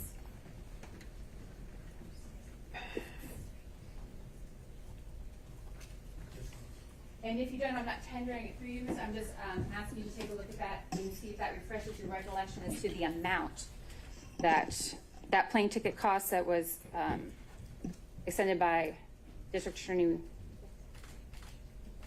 You may keep it. You keep it. that refresh your recollection, Mr. Wade? It does, thank you. Approximately how much was the amount of the ticket that District Attorney Willis purchased for your travel to Bailey's? $887.35.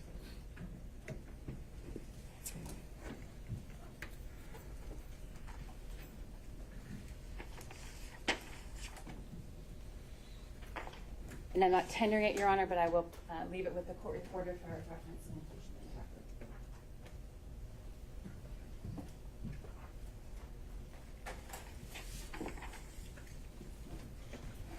All right, Mr. Wade.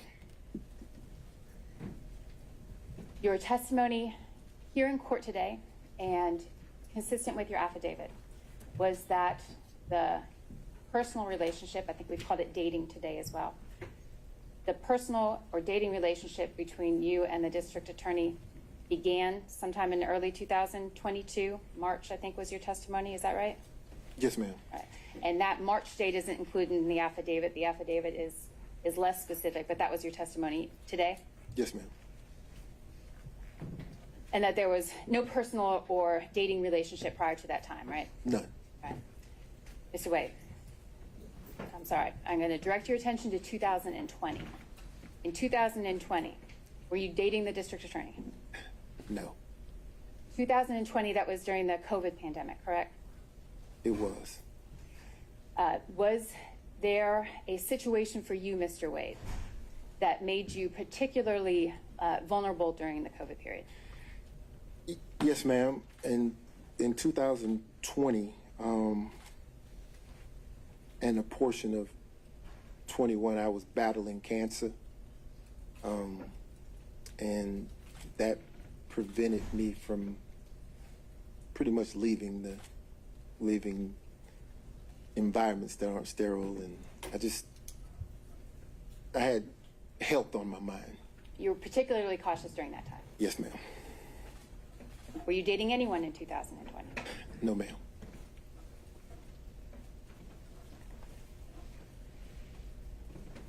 All right. Thank you, Mr. Wade. That's all I have. Ms. Merchant, recross on those points only. Yes, thank you. All right, Mr. Wade. The state asked you about how much money you're making now versus before, and you said you're making significantly less since you've started working for Fulton County, correct? Well, I did say that, but what we're talking about is because now at this point the splitting of the financial obligations in the firm are now there are two people carrying the weight of three, so that would scale back on the amount of income, right? Amount of profit. Well, you're splitting the profits 50-50 though, instead of 1/3, correct? The profits, yes. Okay. So, but you did testify that you're making significantly less now. We heard about it for a few minutes. Significantly less now that you work for Fulton County, right? Yes. Okay. Would you agree with me that $236,000 is more than $184,000? Absolutely. Would you agree with me that $262,000 is more than $236,000? Absolutely. All of these years, despite you saying that you were a three-way partner with Wade and Campbell and Bradley, and now a two-way partner with Campbell, all of your corporate tax returns are filed in the law firm of Nathan Wade, though, correct? My returns, yes, ma'am. Yes, for your law firm. Well, for my law firm, because I also have personal returns. Right, and I'm not talking about your personal returns. I'm talking about your business returns. Yeah, but the question contemplates that my bring home money is more or less. So I want to be clear that it's reflected in my personal returns. I didn't ask you anything about bring home money, though. I'm not sure what you're talking about. What I'm talking about is your question was the portion of my testimony dealing with earning significantly less money. No, my question is I'll just break it down. During 2019, you filed your business returns. I'm not talking about your personal. Your business returns for the law firm of Nathan Wade only, correct? I filed personal and business. Yes, ma'am. And even though you said you were partners with Bradley and Campbell later on, you filed your business returns not with them, but as a solo practitioner, correct? I see where we're going. There's a different return for that Wade, Bradley, Campbell entity. And I'm not asking about that. What I'm asking about is during the years 2019, 2020, 2021, and 2022, you filed a business return for the law firm of Nathan Wade. Yes, ma'am. And in 2019, you said that the law firm of Nathan Wade made $184,000, correct? No, I don't know. Does that sound familiar? Does that sound about like what you made in 2019 and reported on your taxes as a business law firm? If that's what's on the return, yes, ma'am, you're right. Okay, and I'm happy. I can bring those up. I've got one copy. I'm not planning on admitting them because they're tax returns, but okay. All right, may I approach, Judge? Ma'am. Thank you. So in 2019, gross profit for the law firm of Nathan Wade is $184,000, correct? Let's see. The second line, number 2, gross profit. Yes, ma'am. 184,824. Yes, ma'am. Okay. And then in 2020, you also filed Nathan Wade, attorney at law, and your gross profit was $230,000, correct?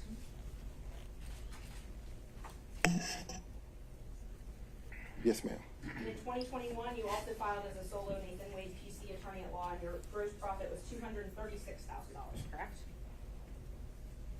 Yes, ma'am. And then in 2022, you filed as a solo practitioner Nathan Wade, and your gross income was $262,000, correct? Yes, ma'am. Okay. I'm not going to end the business. You've got your social. But nowhere in these documents do you document that you received cash payments from Ms. Willis, correct? I don't. I hadn't looked through them. I would be surprised if there were something in there that said that. Do you want to but look through them? Listen to the answer. I'd be shocked if there was something in there that said that I received some cash from Miss Willis. Okay. But there is itemized expenditures for travel in here. You did itemize that. I didn't itemize anything. My Your accountant itemized it. I hope so. But you're responsible for your taxes, even if your accountant files them, right? I agree. And so you itemized your expenses for travel on all these documents, but you did not itemize, you didn't put anything in there about you being reimbursed for half of that travel. Well, those are business returns. Yes, you used your business I card would- to pay for the travel, right? But I wouldn't put a personal expense on a business return. But you So used a business card to pay for these. I use personal travel. I use a business card to pay for everything, and what I do is turn over the statement to the accountant, and the accountant then says, "Okay, this expense that's personal. We'll put that over here. This expense that's business. We'll put that over here," and they reconcile it. So you wouldn't find a reimbursement from Miss Willis on a business return, Okay, so they're not anywhere there. nor would you find. Well, go ahead. No, I'm just asking. So there's nowhere for any of that cash to be reconciled there, right? On the business returns, no, ma'am. Okay. We talked a lot about the financial affidavits. I know the state asked you a couple questions about them. You filed one in 2022. In that one, you stated that you only had $5,000 in cash, correct? I believe you. Yes, ma'am. That was sworn under oath. At the time of the filing, yes, ma'am. Okay. And then in January of 2024, you filed another one that also swore that you only had $5,000 in cash, correct? At the time of the filing, yes, ma'am. Okay. So in 2022 and 2024, you only had $5,000 in cash. At that time, yes, ma'am. At that time, I'm sorry. And then you also, all of those interrogatories, I'm not going to go through them in painstaking detail, but every single interrogatory you filed, there are 4 of them, all verified ones. Every single one, you said you didn't have any cash stored in a safe, a safety deposit box, or any other location. Plaintiff rarely carries cash. If plaintiff does carry cash, it's a nominal amount, correct? That's correct. Okay. So we've got what? 2021, you said you don't have cash. 2023, you said you don't have cash. Again in 2023, you said you don't have cash. And then in 2024, you don't have cash, right? So you're assuming that I received the cash and I stored it. I received the cash and I saved it. Well, you didn't put it in the bank, right? What's wrong with receiving the cash, Ms. Merchant, and spending it? Nothing's wrong with it, but So you didn't then put it in the bank. that would contemplate why the response is what it is on the interrogatories. So you spent the cash. That's because before, when it was asked, you said you didn't want to disclose where the cash was. No. For privacy reasons. No, well, I said that if I were to store cash in my home, then why would I share that with the world, is what I said. I didn't say that I had some cash stored up in some place, because that's not the truth.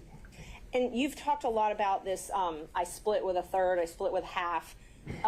From the check you received from Fulton County, July 15th, 2022. So all the way back for July 2022, not a single check that you've received from Fulton County has gone into a joint banking account. Every single check has gone into your own personal banking account, correct? All of them, with the exception of the checks that were going into the WBC firm, went into my business bank account, which is solely in my name. Your WBC account that you're talking about, that account was closed though in June of 2022. Correct. So everything after June of 2022 was put in a Nathan Wade bank account, not a corporate bank account with I'm gonna partners. ask for the permitted to. I think the question right before that only needed a yes or no. So no, ma'am. The checks were deposited into firm accounts, law firm accounts. Law firm of Nathan Wade PC. Yes, ma'am. As a solo practitioner. Yes, ma'am. Okay, so they were not deposited into accounts with Campbell or Bradley. No, ma'am, they were Okay. not. Thank you. However, there were checks written to Campbell and Bradley that will reflect the third. And we've tried to get those bank records, but you've objected to those, correct? You've tried to get what bank records? We subpoenaed bank records and you've objected to all of those, right? Your Honor, I'm going to object to their relevance. It's relevant if he's saying he has all these records, but yet we've tried to get them and he's trying to keep them from us, but he doesn't bring all of the records. And you can make an inference if there's law that says you can make an inference if some documents are within the party's control and they won't provide them, that there's an inference that they're not positive. Ms. Cross. Your Honor, there was no obligation for Mr. Wade to produce evidence that Ms. Merchant couldn't find an admissible way to produce. I believe it's irrelevant. We've covered the ground, and I object to any further questioning on this line. All right, I'll sustain that. Ms. Merchant, let's find some new ground here. Okay, thank you. Are you willing to waive your privilege with Mr. Bradley so that he can testify? I am not willing to waive attorney-client privilege. Okay, thank you. Only on the questions, the health questions that were asked on campus. And I can ask you from here because it's very short. I don't want to get into the type of cancer. I don't want to get into the medical condition itself. Did I understand you to say that you had cancer in the year of 2020? Yes, sir. And you explained that because of that, in 2020, you kept yourself in a sterile environment? I tried, yes, sir.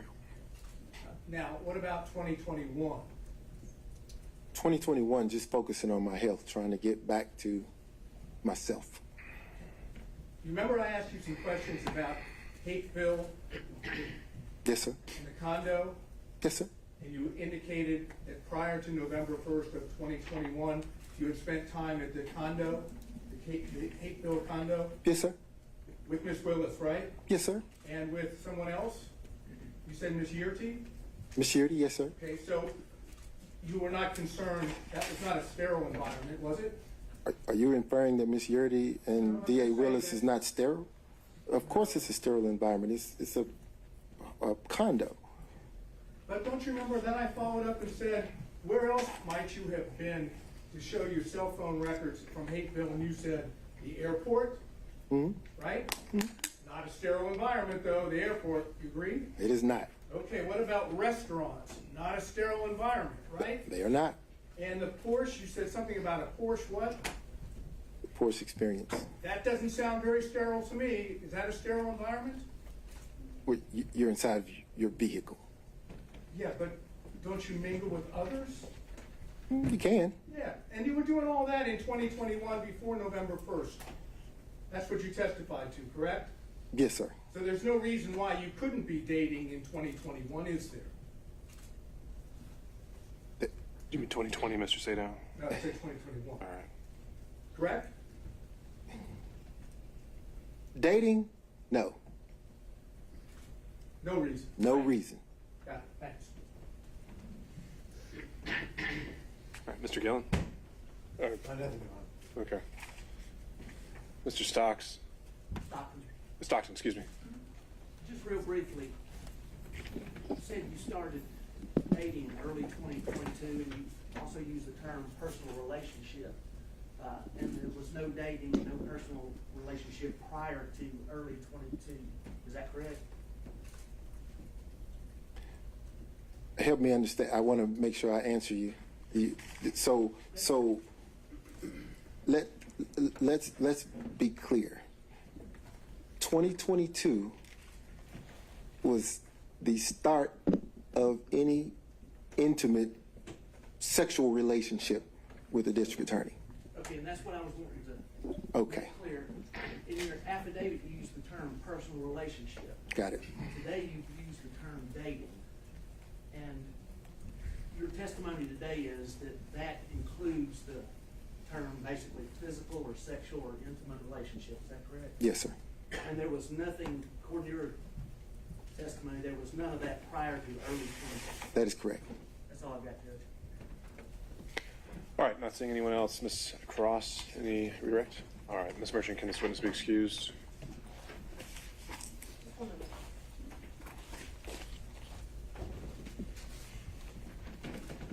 Judge, we'd ask to keep him under subpoena. We might need him to come back after that. All right.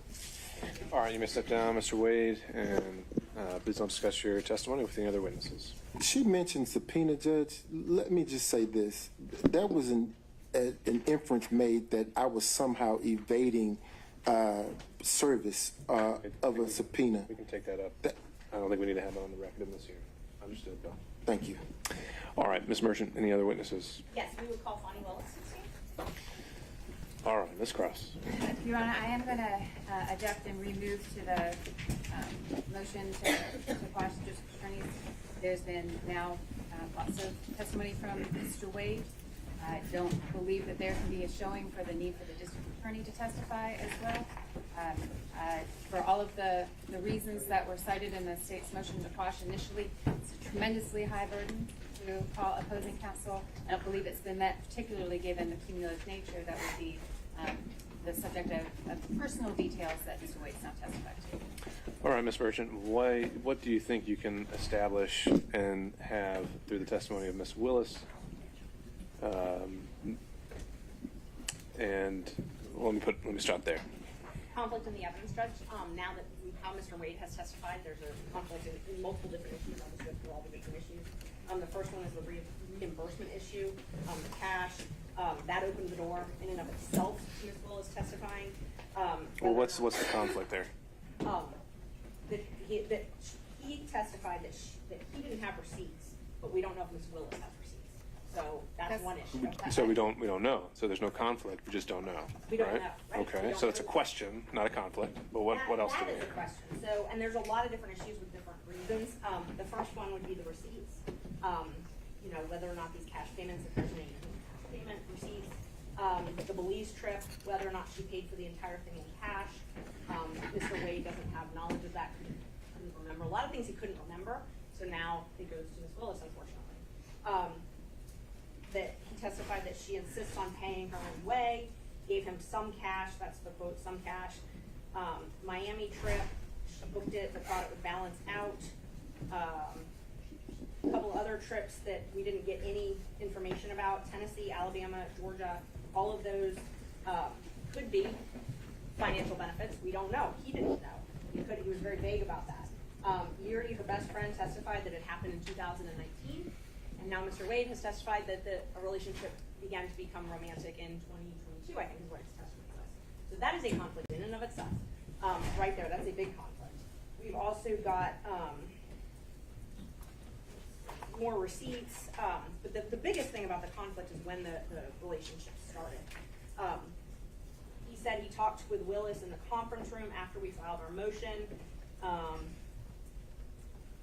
He specifically didn't use the term cash in the affidavit, but he told anybody who would ask about the cash.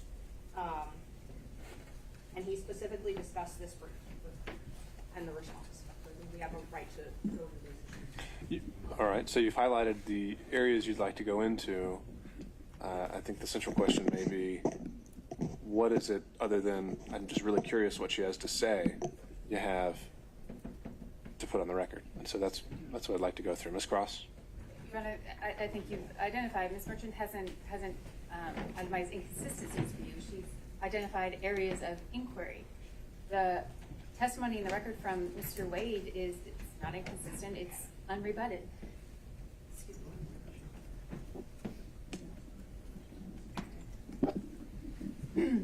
And so that I don't believe, given the testimony of Mr. Wade and the extent of the questioning of him, that there is any reason at this point to go into the district attorney herself. Again, I know the court's read all the pleadings. It really is such a compelling need, is the language of the case law, a compelling need to call opposing counsel. Given the record that's now before the court, I don't believe it's been necessary. Your Honor, Mr. Gillen, very briefly, Ms. Willis needs to testify. Her best friend or good friend has directly contradicted the declaration that was made by Mr. Wade attached to the government's response. And it wasn't just the declaration of Mr. Wade, it was filed by the district attorney by and through her assistants here. She owns that. And so that affidavit is owned by her, and there are deep concerns that that affidavit is false, and that Ms. Willis knew it was false, and that she needs to come in here if she wants to tell us about the cash. First time we've heard about the cash. Oh yeah, we got cash. Don't have any deposit slips, don't have any record of it. Maybe Ms. Willis can say, here, all my records where I paid $10,000 in cash back to Mr. Wade. We need to know that. Also, Ms. Willis's financial disclosure. Let's not forget that. We're talking about two people who went to extraordinary lengths to hide their relationship, to hide the nature of their relationship. Extraordinary. The district attorney needs to take the stand, and she needs to tell this court and this courtroom why she filed financial disclosures in 2022 identifying prohibitive sources, which Mr. Wade clearly is a prohibitive source. Did you get gifts and benefits? Now we've seen all this. We've seen the trips. We've seen all of the things that total up to around $10,000 in cash. Yet on the financial declaration for 2021, which was filed in April of 2022, and the financial declaration for 2022, which was filed in April of 2023, there is no listing of any gifts whatsoever over $100 from a prohibited source. It cries out for her testimony.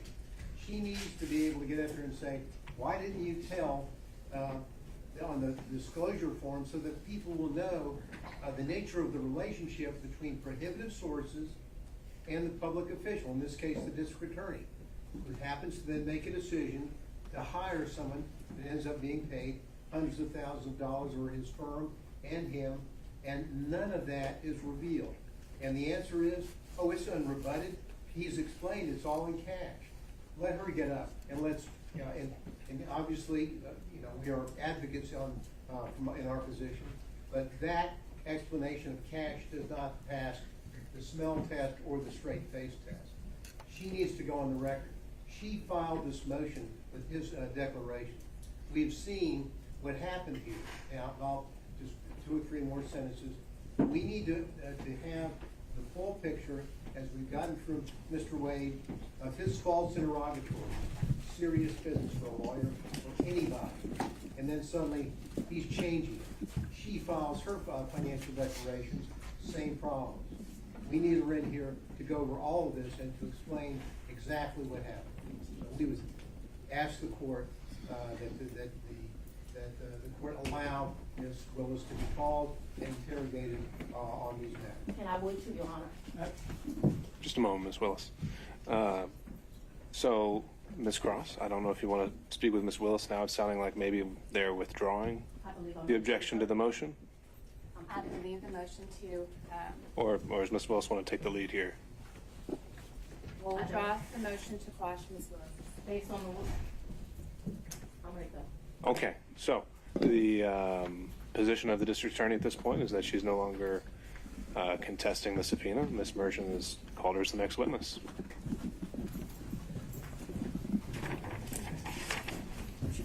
I would ask, I need 3 documents in front of me, and they're the 3 filings of Ms. Merchant. 3 filings?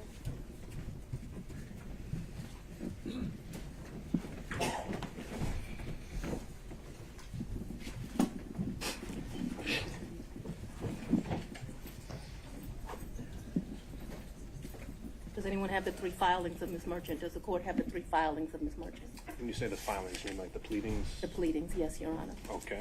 I think we could locate those for you in the supplemental. I want the one filed on January the 8th, the one filed immediately after we filed ours, and the final one. If you want to take a break to get them, I can make a copy. I think we have one. You know, the only copy I have is going to have my notes on it. So if we don't have a clean copy, We have a 5-minute break during, Let's I'll get take the documents. all right. I'll sit here and wait for him. I don't know what it is.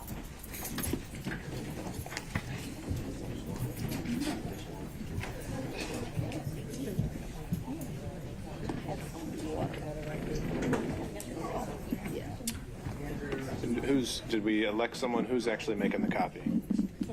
You got it? Okay. This crosses yours. There. I can.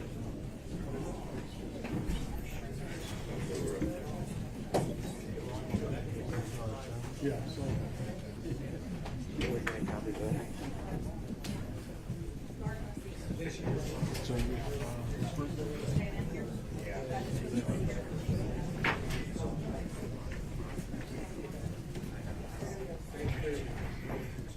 Get a tissue.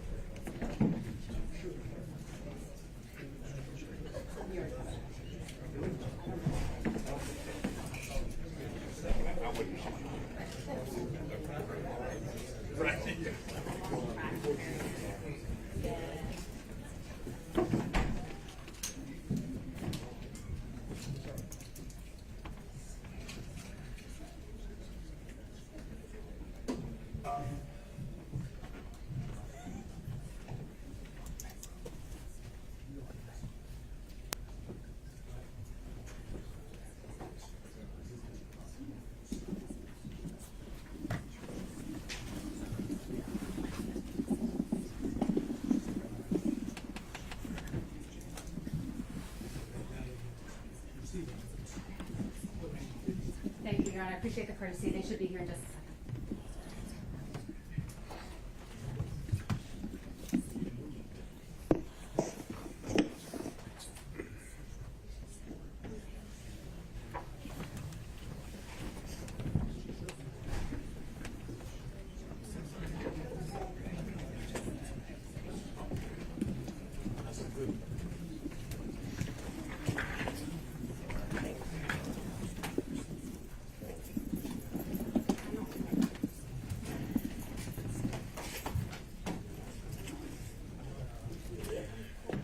All right, Ms. Cross, you can bring everyone in.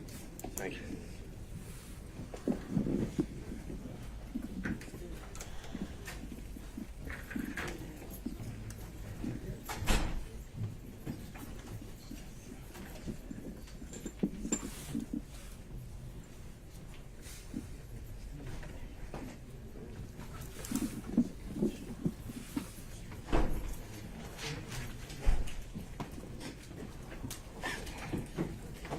Do you swear me, Your Honor?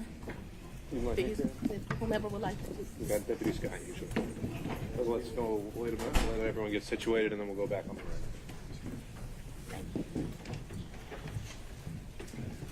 Sir, you have like tissue in here?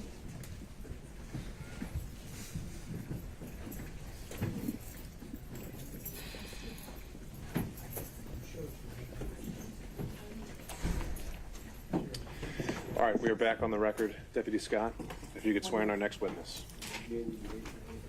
I would, and I do apologize. Anna, do me a favor. Put them on my next home meeting glasses. After you swear me, tell me what it is. You can swear, you can go ahead and swear me, so I don't know what the court.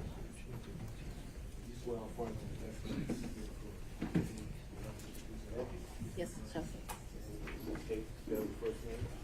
District Attorney Fani, F-A-N-I. Last name is Willis. Ms. Willis, how did you know to come into the courtroom right then? There were people, I was pacing in my office. Okay. And I heard someone yell, his testimony is done. It only made sense to me that I would be your next witness. And I've been very anxious to have this conversation with you today. So I ran to the courtroom. So as soon as you heard that Mr. Wade was done testifying, that's when you just assumed you would be the next witness? It only makes sense. Did you listen to any of the testimony? I've been in my office pacing, ma'am. Okay. Did you listen to any of the arguments? I did hear the arguments this morning. It's ridiculous to me that you lied on Monday, and yet here we still are. And I did listen to that argument. All right, so that was it, just the argument, no testimony. Right, I listened to the argument this morning where Adam Abadi, I thought, did an excellent job pointing out how dishonest you were with the court on Monday. And I'm actually surprised that the hearing continued, but since it did, here I am. Great. So let's just talk about what you did in preparation for today. Did you meet with Mr. Wade at all? Once the motion was filed, did you meet with Mr. Wade and talk to him about the motion that I filed to disqualify you? On this first January motion? Yes. I don't know if you could say talked about. I probably had some choice words about some of the things that you said that were dishonest within this motion. So I don't know that it was a conversation. As you know, Mr. Wade is a Southern gentleman, me not so much. Okay, but my question was, did you have a conversation with I didn't him? have a substantive conversation. You did not. I read this motion, skimmed it more so, and I've probably said some choice things to him about some of the lies they were told. Okay. And then printed in the media because, you know, we used to be in a day and time where you had 60 Minutes and people did stories and they verified information, and you had this great reporting. But it seems today that a lawyer writes a lie and then it's printed for all of the world to see. Well, I just want to make sure that you answer the question I asked, though. So my question was, I'm gonna object. I've been asked and answered. Overruled, Mr. Abadi.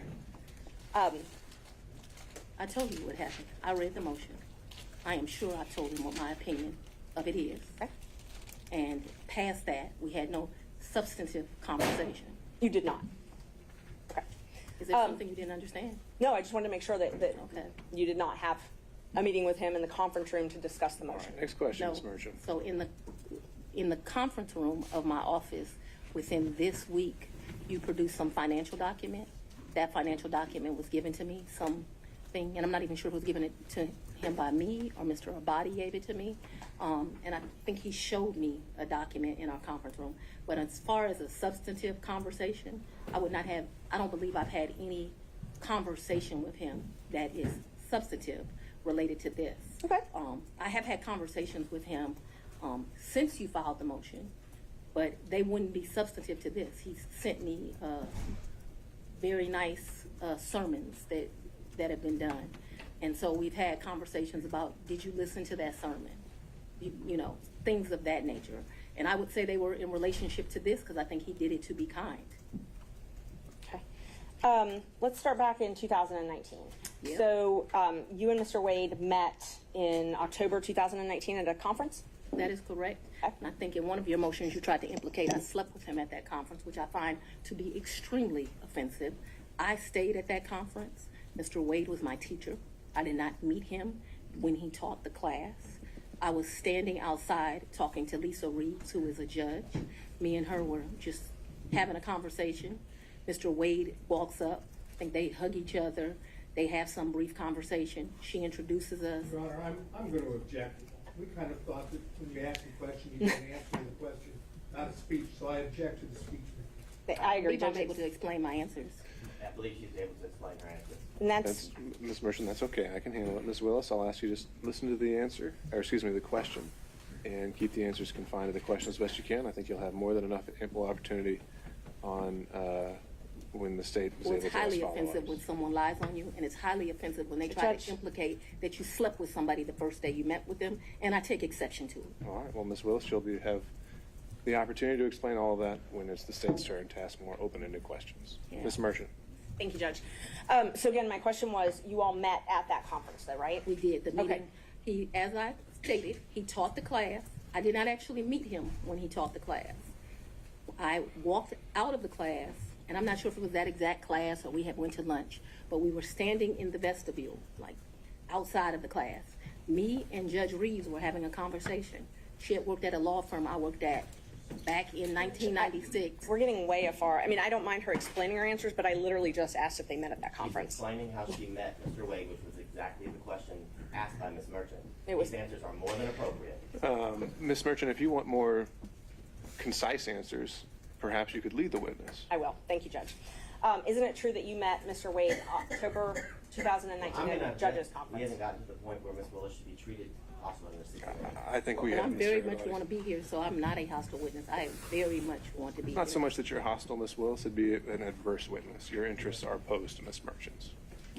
Thank you. Merchant's interests are contrary to democracy, Your Honor, not to mine. All right, let's Judge, proceed. I would just ask that We can keep things moving. Ms. Thank Merchant, you. next question, Thank you. please. Okay, so we've confirmed when you met. After that, isn't it true? No, I need to explain this, and I think I get to explain my answers. When I met him, Judge Reeves introduced us.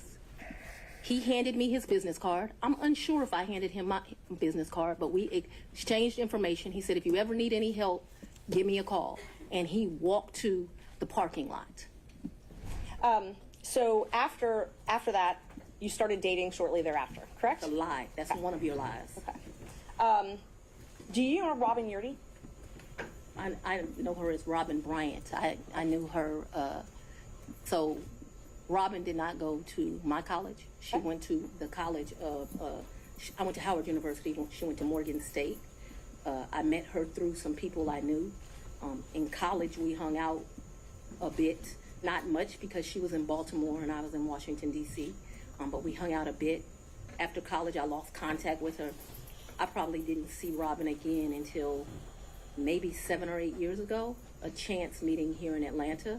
But we did not have a consistent relationship from when I left college and came to Emory Law School here in Atlanta. But 8 to 10 years ago, just by happenstance, I ran into her. So And she was in Atlanta. you have been friends with Robin for 30-something years. Did you hear my answer, madam? Yes, and I'm asking if you've been friends with her for 30-something years. I've known her for 30-something years. We certainly hung out and partied together in college. She was from the D.C. area. She would come home, we'd party together. Wasn't close, but she was certainly in the girlfriends that partied together. And then, like I said, I ran into her about 10 years ago in Atlanta, Georgia. So But we didn't talk throughout that time period. I didn't see her. I didn't even know where she was. When I ran into her, I was surprised she was in Atlanta. And so, yes, I have known her probably since 1990, 1991, but we have not maintained a consistent relationship that whole time. for the last 10 years or 5, whatever you'd like to classify it as, have you been friends with her? I have not spoken to Robin in over a year. I certainly do not consider her a friend now. I think that she, you know, there's a saying, no good deed goes unpunished, and I think that she betrayed our friendship. So let's Wait, narrow I it down, the timeline now. So my questions are going to be from the time period of 2019 until she no longer was employed for you, the last time you all talked. So all of my next questions are just focused on that time frame, okay? Yes, ma'am. Up until she left your office. Yes, ma'am. During 2019, you all were friends, correct? Yes, we knew each other in 2019. During 2020, you all were friends, correct? We were friends during that time period. During 2021, you all were friends, correct? Yes. Okay. And such good friends that when you needed a place to stay, you asked her if you could take over her lease. That's a lie. You did That's not move the- into her apartment? I or her did, but condo? that's not the way you characterize it is wrong. I asked if you could take over her lease. I did not ask if I could take over her lease. Did you move into her apartment? I moved into her condo in April of 21. The circumstances around that were that Robin met her husband. They wanted to move into another and separate place. She wanted to get rid of her condo. My father was living with me at the house. Because of this case and because of my stance on gangs, my life was being threatened regularly. My father urged me to leave our home. At the same time, as luck would have it, Robin wanted to give up her lease because she wanted to move in with this new man she met, who eventually became her husband. And so, as life circumstances worked, my dad was begging me to leave the house. He was afraid for me, afraid for his grandchildren. She wanted someone to take over her lease so that she didn't, have to pay a fee or get abandoned. And so, I don't remember when, but probably March or April of 21, I moved in and take over her lease. And did you pay her or did you pay the leasing agent? No, I don't even know who the leasing agent was. I paid her. You paid her. Did you pay her cash or did you use a card? There were some times that I would give her cash, but mostly I paid her via Cash App. That would be the most convenient thing. So I would not only give her rent, but then like when the utilities would come in, whatever the utility was, she might be like, I need $70, I need $100, whatever it was. And we never had a problem with money. Whatever she told me it was, I never asked to see a bill. I never questioned her. I just gave it to her. What percentage would you say you paid cash versus Cash App? Oh, the vast majority was Cash App. I don't know what percentage. I'm not going to guess that. But the vast majority was Cash App. But there would be times she would say, this bill came in at $70. Here goes $70. Did you have a monthly rent amount that you paid her? I can't remember. It was $1,400, $1,500. I can't remember what it was. And it would vary, which I don't understand to this day. But like I said, I never questioned her. When did you move Whatever out? she said it was, that's what I paid.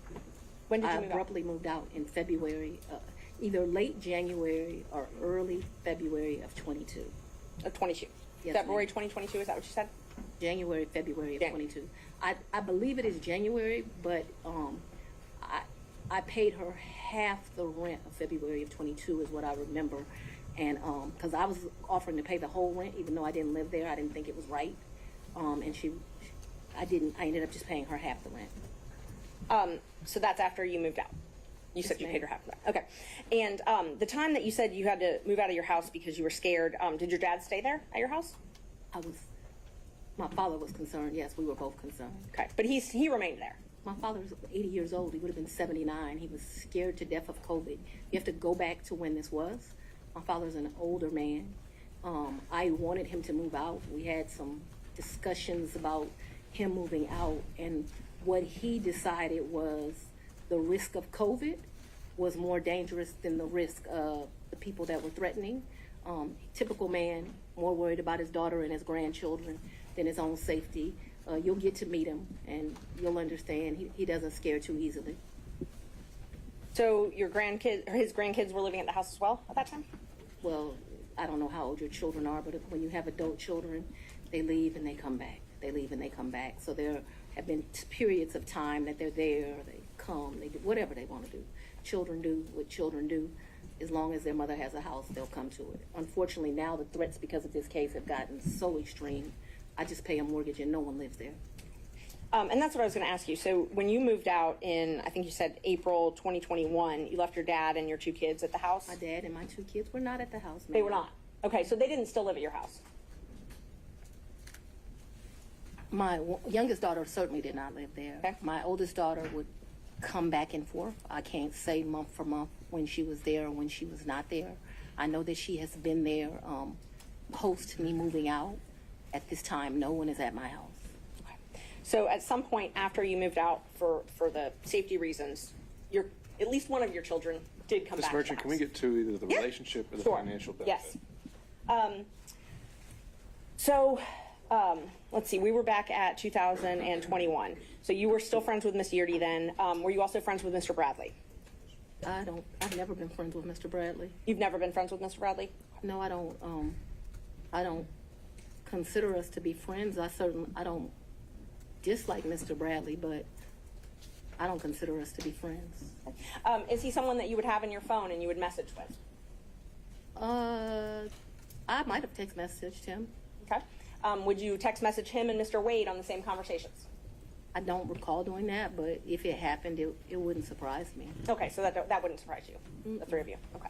How frequently would you think that the three of you would have texted Not in a group very. chat? I wouldn't think very often, but you're asking me to recall. I don't even know what time period you're asking me to recall, but I'm not going to speak to that because I just really don't know the answer to that. So I don't want to speculate as to how often that would happen. But it's not out of my practice to text two people on one text message. So if you told me that happened and showed it to me, it wouldn't surprise me, although I have no recollection of it. But there would be some record of it in your phone, or the phone records would have some record of those texts. Perhaps. Talk about, you said that sometimes you paid Miss Yeardy cash. I don't When think you I- went, I'm sorry. when you went on vacation with Mr. Wade, let's just go one by one. Let's start with the first one. What's the first time you went on vacation with Mr. Wade? I think the first time we went on vacation was around April of 22, and a vacation is a stretch, but I'm trying to be comprehensive. I recall April of 22. His birthday is March the 18th, so that would have been his 49th birthday. I took him to Tennessee for the day. I think we went to a museum. I think we might have stayed the night. I'm not sure, but I mean, Tennessee's kind of hard to call a vacation, but I just am trying to be inclusive. And like I said, I know it wasn't more than a day. You didn't spend the night. I think that we did. That's what I'm telling you. I think that there's a possibility that we stayed that night in April of 22. Who paid for the hotel? I think I did. It was his birthday. And would you have used a credit card? Probably maybe a debit.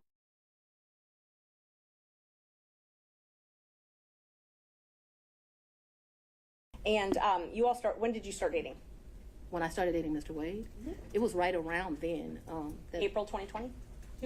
22, yes. 2022. It was around then. I don't know, like, you know, it's not like when you're in grade school and you send a little letter and it says, will you be my girlfriend, and you check it. I don't know the day that we started seeing each other, but it was early 22 is my recollection. Okay, early 22. And you all went to Florida on vacation as well? I don't recall going to Florida on vacation with him. You never went to Florida with Mr. Wade? When we went to get on the cruise ship, we went to Miami. Okay, that's the only time that you went to Florida with him? I think we went to Miami and spent the night. That's my recollection. Okay. I think we spent one night so that we wouldn't miss the ship. That's my recollection of our Who paid vacation. for that hotel? In Miami? I don't remember that. And how'd you get to Miami? We would have flown. And we've done that, so that I'm clear, we've done that twice. I think one time we stayed, and I honestly can't tell you, did we stay when the ship left or did we stay when the ship came back? I also can't tell you, so there's 2 cruises out of Miami. There's one that's in that October time period that was with his mom. And then there was another that was a New Year's Eve trip. I know I paid for the New Year's Eve trip because the tickets were $697 each. And I thought, this is ridiculous that the tickets are $700 to go to Miami. But when you travel during New Year's Eve, you know, they get you. So let's just back up and talk about the first time that you went to Florida with Mr. Wade. That was the time that you said you stayed in Miami at the hotel the first night? That's the time I told you I am not sure. So I'm not sure of 2 things. So I want to make sure that my testimony is clear. I'm not sure if we stayed in Miami on the October trip. I'm not sure if we stayed in Miami on the December trip. I just can't remember that.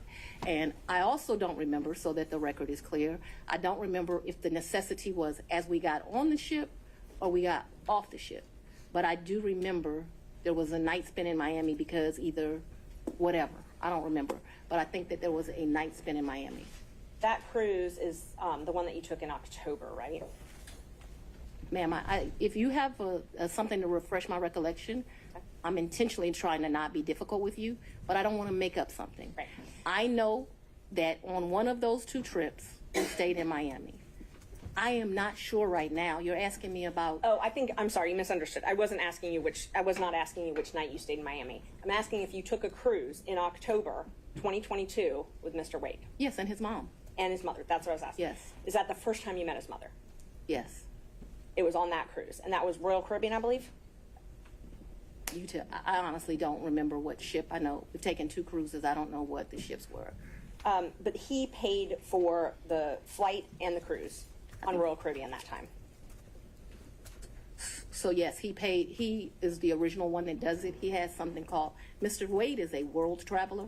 I'm not as versed as him. He's been to 6 of the 7 continents. And so he has both a personal travel agent and he also has a cruise travel agent. I don't know anything about either of those kind of travel agents. So he is the one that would book the travel, but we need to be clear when we're talking about just because he booked it doesn't mean, like, I don't consider him having taken me any place. Let me just be honest. The only point that's ever taken somebody someplace is for his 50th birthday. I consider that I took him to Belize. And I took him to Belize because, I don't want to discuss his personal business, but I'm happy Mr. Wade is still here with us. And I did 50 big, very big. So still on that October Royal Caribbean cruise, even though he had a travel agent. I'm sorry? If you do me a favor, I don't know what cruise ship, what time. So if you'll help me and say October cruise with Mama or the New Year's Eve trip with his sisters, I'll be able to, we can communicate. I just don't know what ship. October cruise with Mama. That's what I'm talking about. Yeah. He paid for the cruise and the flights for that trip. So he called his cruise agent and he booked that through them because he has a cruise agent. Right. He also has a regular agent. I don't know the cruise agent's name. So I wasn't asking about his travel agent. I was just asking if he paid for those. He did not, though. Okay. Because the reason I consider that he did not is I gave him his money back. And I was about to ask that. But initially, he paid for them. Yeah, he called his cruise agent. Like, I think they have his card on record. They do whatever. Okay. So initially, he paid for the cruise and the flight to Miami and the Royal Caribbean cruise. And my understanding of that October cruise is like it was a package the lady did for him. Okay. And I'll get to the reimbursements and all that. I'm just trying to confirm he paid for the flight and the cruise in October. And I think that when you say things that way, I want this record to be Initially. abundantly clear that he calls his travel agent, he calls his cruise agent. They do whatever he tells them. He's like on a first name basis with these people. They do it, and then he tells me how much it is, and I give him the money back. I don't, just like you're asking me about the money with Robin, I don't do my friends like that.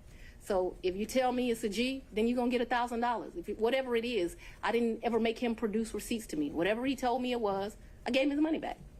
Isn't it true that he paid for the cruise and the flight on his credit card? I'm not asking about reimbursement or after. He used his credit card to buy the cruise and buy the flight, correct? I have no idea how he paid for it, Okay. if it's a credit card, if it's a debit card, but certainly he called his cruise agent.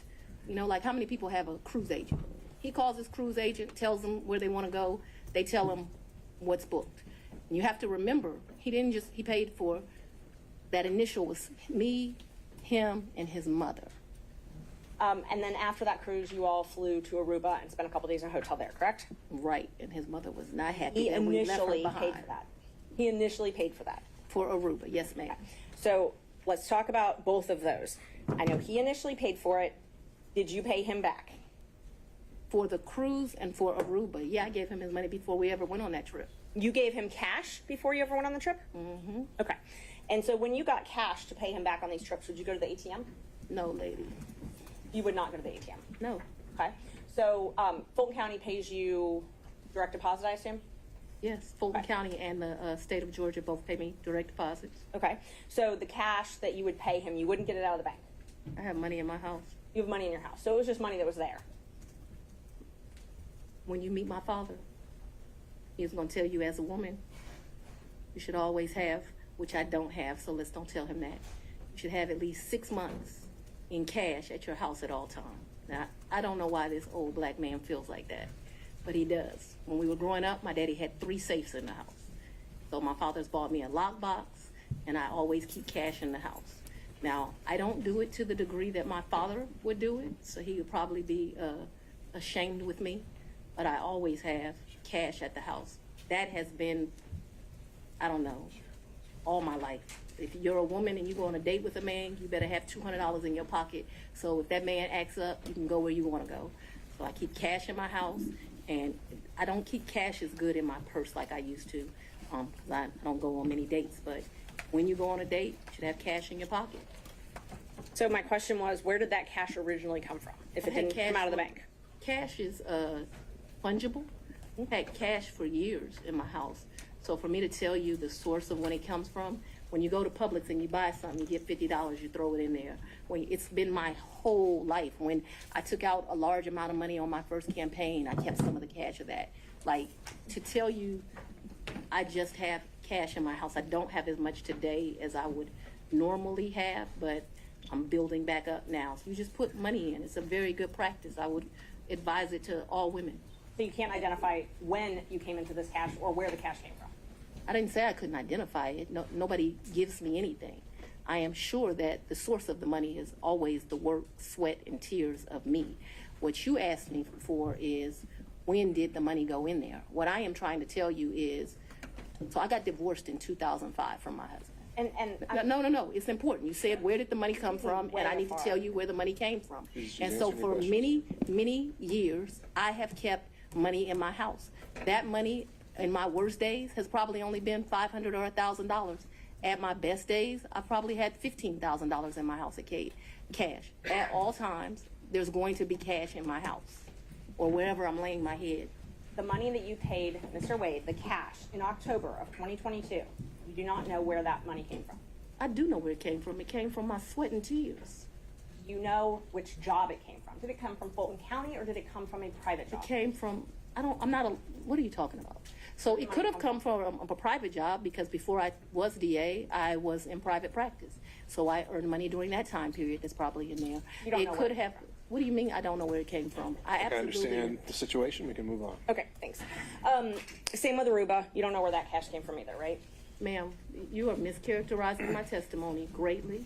I'm not going to allow you to mischaracterize my testimony. I know that I keep money in my house. The amounts of money I gave Mr. Wade, it was never that serious. I don't think I've ever handed him more than $2,500 in a reimbursement. So we're not talking about $20,000 in cash. I don't have $20,000 in cash right now. The most I ever gave him, I know I gave him $2,500 when we went to Belize, because we went to one hotel and then we went to a second hotel. That $2,500 I actually gave him while we were still in Belize. I know that the Aruba trip, the one that you described with his mom, I think I gave him about $2,000 for that trip, for like total. His mom went to Aruba with you? The Aruba trip. So I consider that to be one trip. So we got off of a cruise ship and then we went to Aruba, which is why I cannot remember is that the time that we had to stay in Miami to wait for the flight for Aruba. So I consider that one trip, but we didn't like come back to Atlanta and leave. We flew down to Miami. We got on a cruise ship. We spent a couple of days with his mama. We came back to Miami. When we came back to Miami, either that day or the next day, we flew to Aruba. We spent a few days in Aruba and we came back. That was really one trip. Even though we went two places, it was one trip. So let's talk about the California trip. Napa. Is that when you were moving your daughter out to California? When you all went, or did you have two trips to California? My daughter doesn't live in California. Did she ever live in California? I'm not discussing to you the location of my child. So how many times did you go with Mr. Wade to California? Once. And you all stayed in Napa Valley and he paid for the plane tickets and the hotel? He paid for the plane tickets and the hotel. And what did you pay for on that trip? I gave him much less cash that time, probably $400 or $500, and then I paid for a bunch of stuff. I think we did 2 different wine tours that you do, which are pretty expensive. I think I bought him, he likes wine. I don't really like wine, to be honest with you. I like Grey Goose. I bought him a bottle of wine while we were there, and the sippings that you do. I can't remember how many, like 4 or 5 different places you go. I remember we went to this place that they do pairings. That was the most expensive thing that I think that we did while we were there. So they would pair, champagne, chocolate, and caviar. It was a 3, and it was like 3 different things: Sweden, Russia, someplace else. I'll make that up, but that was the most expensive thing we did that trip, and I paid for that. You pay cash? For us doing that? Mm-hmm. Yeah, that trip did not cost me a lot of money. I might have took like $750 in cash on me because we weren't gone very long. I'd only asked if you paid in cash. I don't need to know the amounts. When I travel, I always take cash. And is the cash that you keep in your house, or do you keep it at the condo that you were living in? So at that point, it wouldn't be at my house, and I'm sorry if I was not clear. The money would be wherever I laid my head. So I wouldn't leave the money at the house. So if I was unclear, no. Money's going to be where I stay. How much did you pay for your trip to Panama? To where? Panama, I believe? I didn't go to Panama. I may have the location wrong. I never went to Panama. So Mr. Wade went to Panama with his frat brother. Oh, he went to Panama with his frat brothers. So tell me about, let's see. So I want to make sure I've got them. I've got Belize. You already covered Belize. You covered the... So let me tell you our real trips. In October, we went on the cruise with his mom. We got back from the cruise with his mom and we went to Aruba. I consider that one trip. Second trip, New Year's Eve, we went on a cruise to the Bahamas. That's the second trip. I want to make sure I get this right. Third trip, 100% on me. I think he might have spent $200 on that entire trip. We went to Belize. That was my trip. That was, his 50th. And then Napa Valley, we went around May. I don't know the dates, but it seems to me like it was close to Mother's Day. And those are the only trips? So that the record is complete, I can remember one time driving to, where were we? South Carolina, and we met my sister for lunch with her man. When was that? I don't know, but we didn't stay the night there. But I guess people would consider that a trip if you drive somewhere and you come back. That was insane because it was like 5 hours to drive. We ate lunch and we drove right back. I can remember driving to some little town in Georgia. I don't even know where I was. I had never been there before or after. There's some boat you can get on over to, and there's like a slave thing, if that gives anyone any reference. We didn't do that. I remember doing that. I remember driving one time to Charlotte. We had lunch with one of my very close girlfriends, and again, we drove to Charlotte, met my girlfriend for lunch, and drove right back. So that's a trip. We didn't stay the night there, but I just want to be complete in my testimony. We drove someplace, had lunch, drove back. I don't remember another driving someplace distant for lunch and coming back to Charlotte to see a girlfriend, to meet my sister in South Carolina. We went by ourselves when I told you about that remote place in Georgia. We could have driven someplace else and had lunch and came back, but that's all that comes to my recollection right now. There could have been another place we drove and had lunch. My security team was very clear to me. I'm not to be out and about in Atlanta without them. And so for me to do something just very normal that a normal person would get to do if they weren't prosecuting this case, I got to drive 4 hours to do it. And that's what I was going to ask you. Your security detail, did they take you to and from your house? So I haven't been able to enjoy my home. Condo, I'm sorry. Since And March of where you lay your head? Did they take you to and from where you lay your head? 99% of the time. Would they take Mr. Wade to and from wherever you laid your head? That has never in the history of ever happened, ever, okay? Your security team has never taken him? From my house? That's a lie. I'm That's asking another, if they've ever taken him anywhere. and I'm telling you that that's never happened. So your security team has never taken Mr. My Wade security team has never taken Mr. Wade from any place where I have lived and brought him here. Never, not once, not ever. Have they ever taken the two of you together? To where? Anywhere. We've left this building and gone to lunch, but I go to lunch so rarely that is a very rare occasion. I am sure, and let me be clear, it wouldn't just be Mr. Wade. So I'm sure my security team has taken me to lunch. Probably been a time I've left here 7 o'clock, gone to get something to eat, and I don't even know that they would have taken him or if he would have driven himself, but they've taken me to do that. But we're talking very few, very far in between. Most days I don't even eat lunch, and when I do, it's because my assistant has heated up some bag, something, and I eat through meetings and eat in my office. It's not a practice of mine to go to lunch. During the time period that you were dating, would your security team ever take you two together anywhere? No. Never. If there was a lunch that occurred that I just described, if there was a meal that occurred that I just described, anything outside of that, and it needs to be very clear. Not often. Once, twice. Because I want to be over-inclusive, I'm saying once or twice. I'm not certain that it happened, but I'd rather be over-inclusive with you. So your office objected to us getting Delta records for flights that you may have taken with Mr. Wade. And, well, no, look.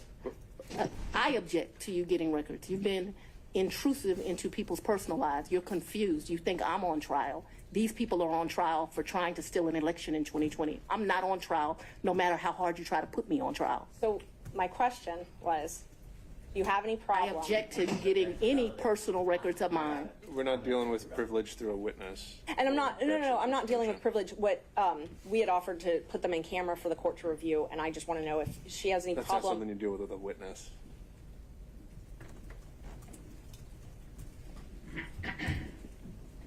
Okay, you have to file as part of your job something called an income and financial disclosure report, correct?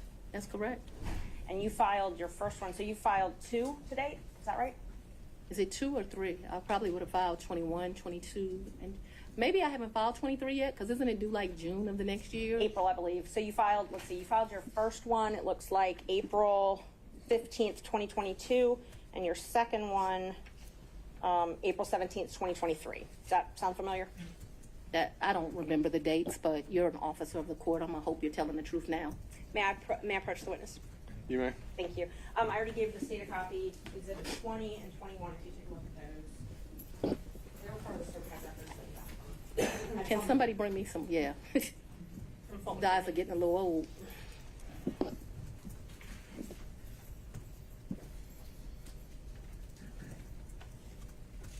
Yes. Okay. Yes, so ma'am. Those are the ones that you filed. This looks like me for sure. Yes, ma'am. Yes, ma'am. Judge, we'd move to admit 20 and 21. I think you need to delineate which one's which 20 one's which. is 2021, so it accounts for the time period, Your Honor, January the 1st, 21 through December the 31st, 2021. That is Defendant's Exhibit 20. Defendant's Exhibit 2021, it accounts for the time period January the 1st, 2022 through December the 1st of 2022. All right. Any objection to exhibits 20 and 21 Nope. No, Sorry. from other counsel? Admitted without objection.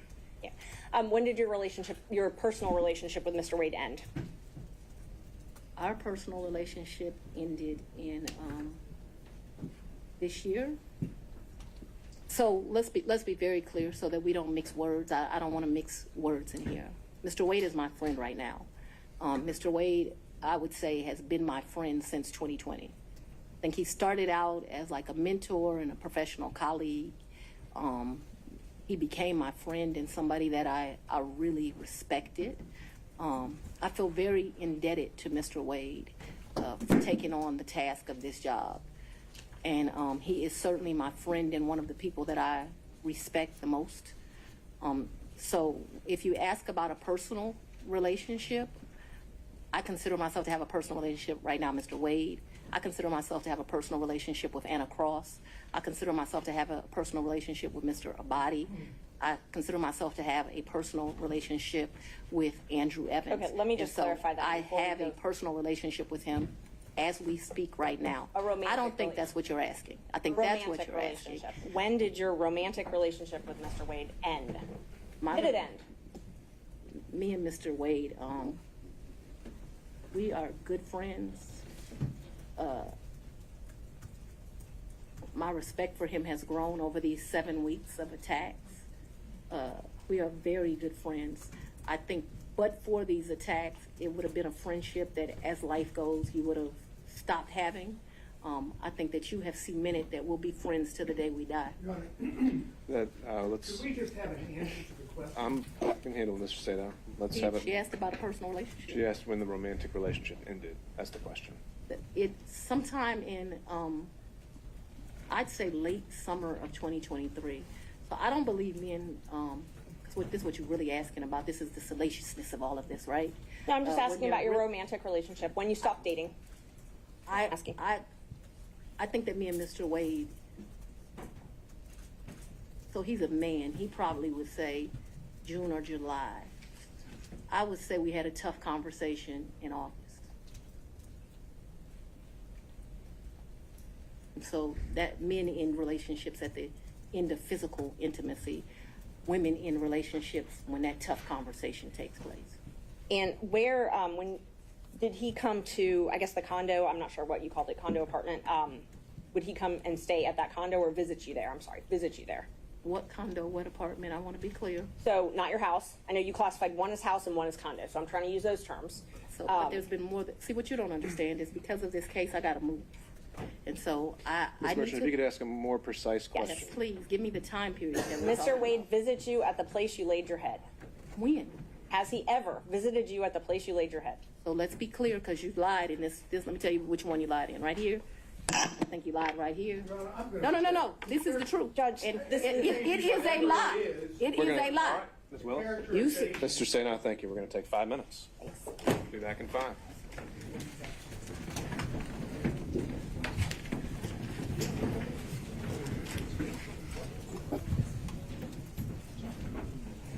May I go to the bathroom?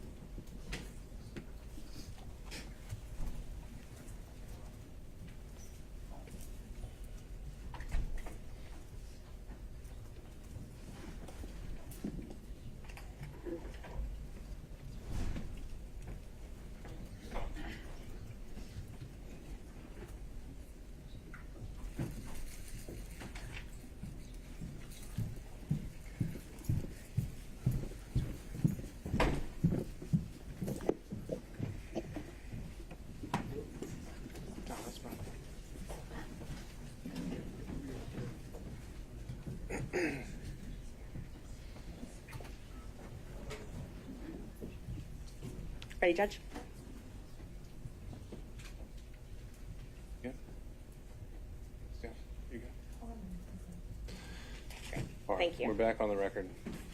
Before we proceed, though, I'll advise everyone here, this being a room mostly full of lawyers who have spent their lives in and out of a courtroom. We all know what professionalism looks like, what decorum looks like, and devoting ourselves to the rule of law and proper advocacy. I would urge everyone to keep those principles in mind, starting with the fact that we won't talk over each other. And from there, we'll get through this. Ms. Merchant. Thank you, Judge. How often did Mr. Wade visit you at a place where you were living between 2019 and 2021? So you want to start with the lie that he lived with me in South Fulton in 2019, a home he's never been to? That's one lie you told in your Judge, document. No, Judge, I didn't ask her about that. Ms. Merchant, I want you to ask a very precise question. I think she's saying and answering that he did not live with her. So why don't we break that up into smaller Ever. parts? I didn't ask about living. But you put in your, while we're talking about professionalism, while we're talking about professionalism, she put in 3 different documents Well, he she'll lived have with me full opportunity to respond. In and 2000 filed that with the court. in professionally. 2019, He's never been to South Fulton. In 2019, I lived in South Fulton. He has never been to my residence in 2019, ever, not once. in 2020? 2019, he's never been to your residence, any place. I lived in my home in South Fulton before I started getting the threats that were here, a house I paid for with my own sweat and tears. I'm no longer able to live there. But in 2019, I did. And in the 2 months of 2019 that I knew Mr. Wade, 3 months, the beginning of October, all of November, and all of December, Mr. Wade never came to my house in South Fulton. Let me help you out. I lived there in 2020. He never came to my house in 2020, let alone live with me, as you put falsely in these documents. In the first 3 months of 2021, when I could still enjoy my home, Mr. Wade never came to South Fulton, and it is certainly a lie that he lived with me. So in 2020, so you said 2019, 2020, did Mr. Wade ever visit you at a place that you He resided? has never been to my home in South Fulton. 2020 was before I knew that a phone call was going to be made and I was going to have to abandon my home. As a result thereof, he never visited, lived at, came to, or has seen South Fulton. You qualified that with your home in South Fulton. That's where I lived in 2020. In 2020, did he ever visit you at a place that you resided? Okay. I don't understand. You're going to give me guys. In 2020, I lived in South Fulton. Okay. That's the only place I lived in South Fulton. That's before I had to abandon my home, Judge. All right. And at my Well, home I in think we're South gonna clarify Fulton, this. We'll break it Miss, he never came there, okay?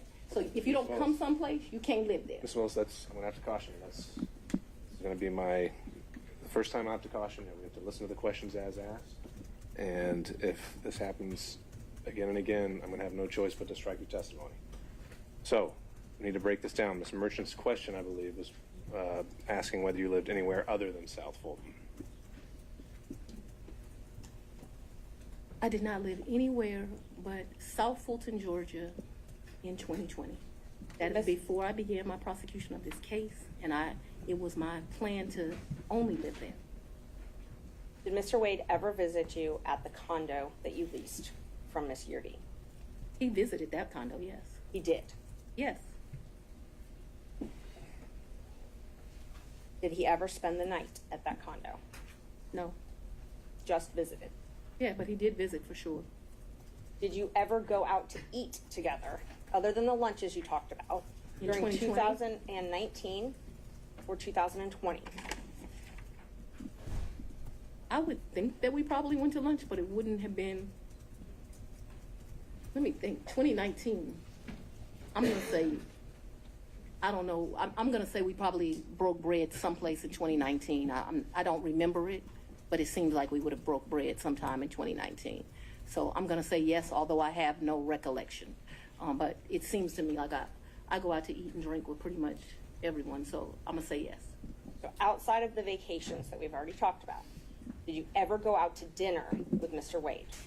I mentioned to you that I I'm will. going to object as to what time period. Like, we're asking very vague questions. I thought we were treating the witness as hostile under 611. We're no longer doing that. So we're going to go back and forth. We need to be more specific with our questions if we're going to treat her as hostile. All right, Ms. Merchant, it's not so much, I think you can elect between leading and open-ended questions, but I think we are still wondering about, and I think we need to get back on track of focusing on the financial benefit or the relationship. And my next question about if you did go out to dinner, who paid when you went out to dinner? He paid. I paid. You both paid. Okay, so let me be real clear. We didn't say, oh, the bill is $102. You give $51, I'll give $51. I don't operate like that with my girlfriends. I don't operate like that with anyone. He caught the bill, I caught the bill. Whomever. Did you ever pay him through Cash App? No. You only ever paid him through cash? Well, yes. What we're talking about, I'm very confused You've now. never Like, given Mr. Wade money through Cash App? No. The only money you've ever given him outside of a contract is cash. I didn't give him money in a contract, so that was cute, but I didn't give him money outside in a contract. What happened? No, we're gonna answer it since you said it. He worked more hours than he was paid, and the county paid him for the work that he did. So don't be cute with me and then think that you're not going to get an answer. And I will ask you about the contract in a minute. I asked you about cash. Did you ever pay him anything? And I'm trying to qualify my questions.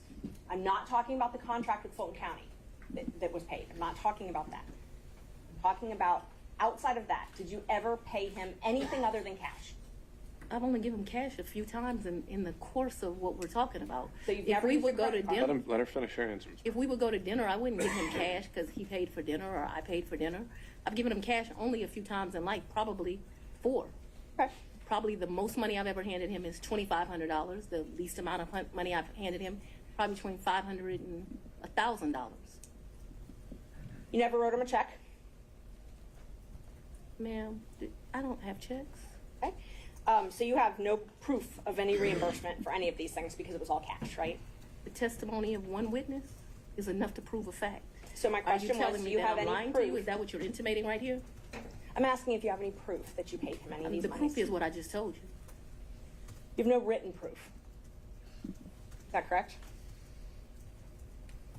So I have some,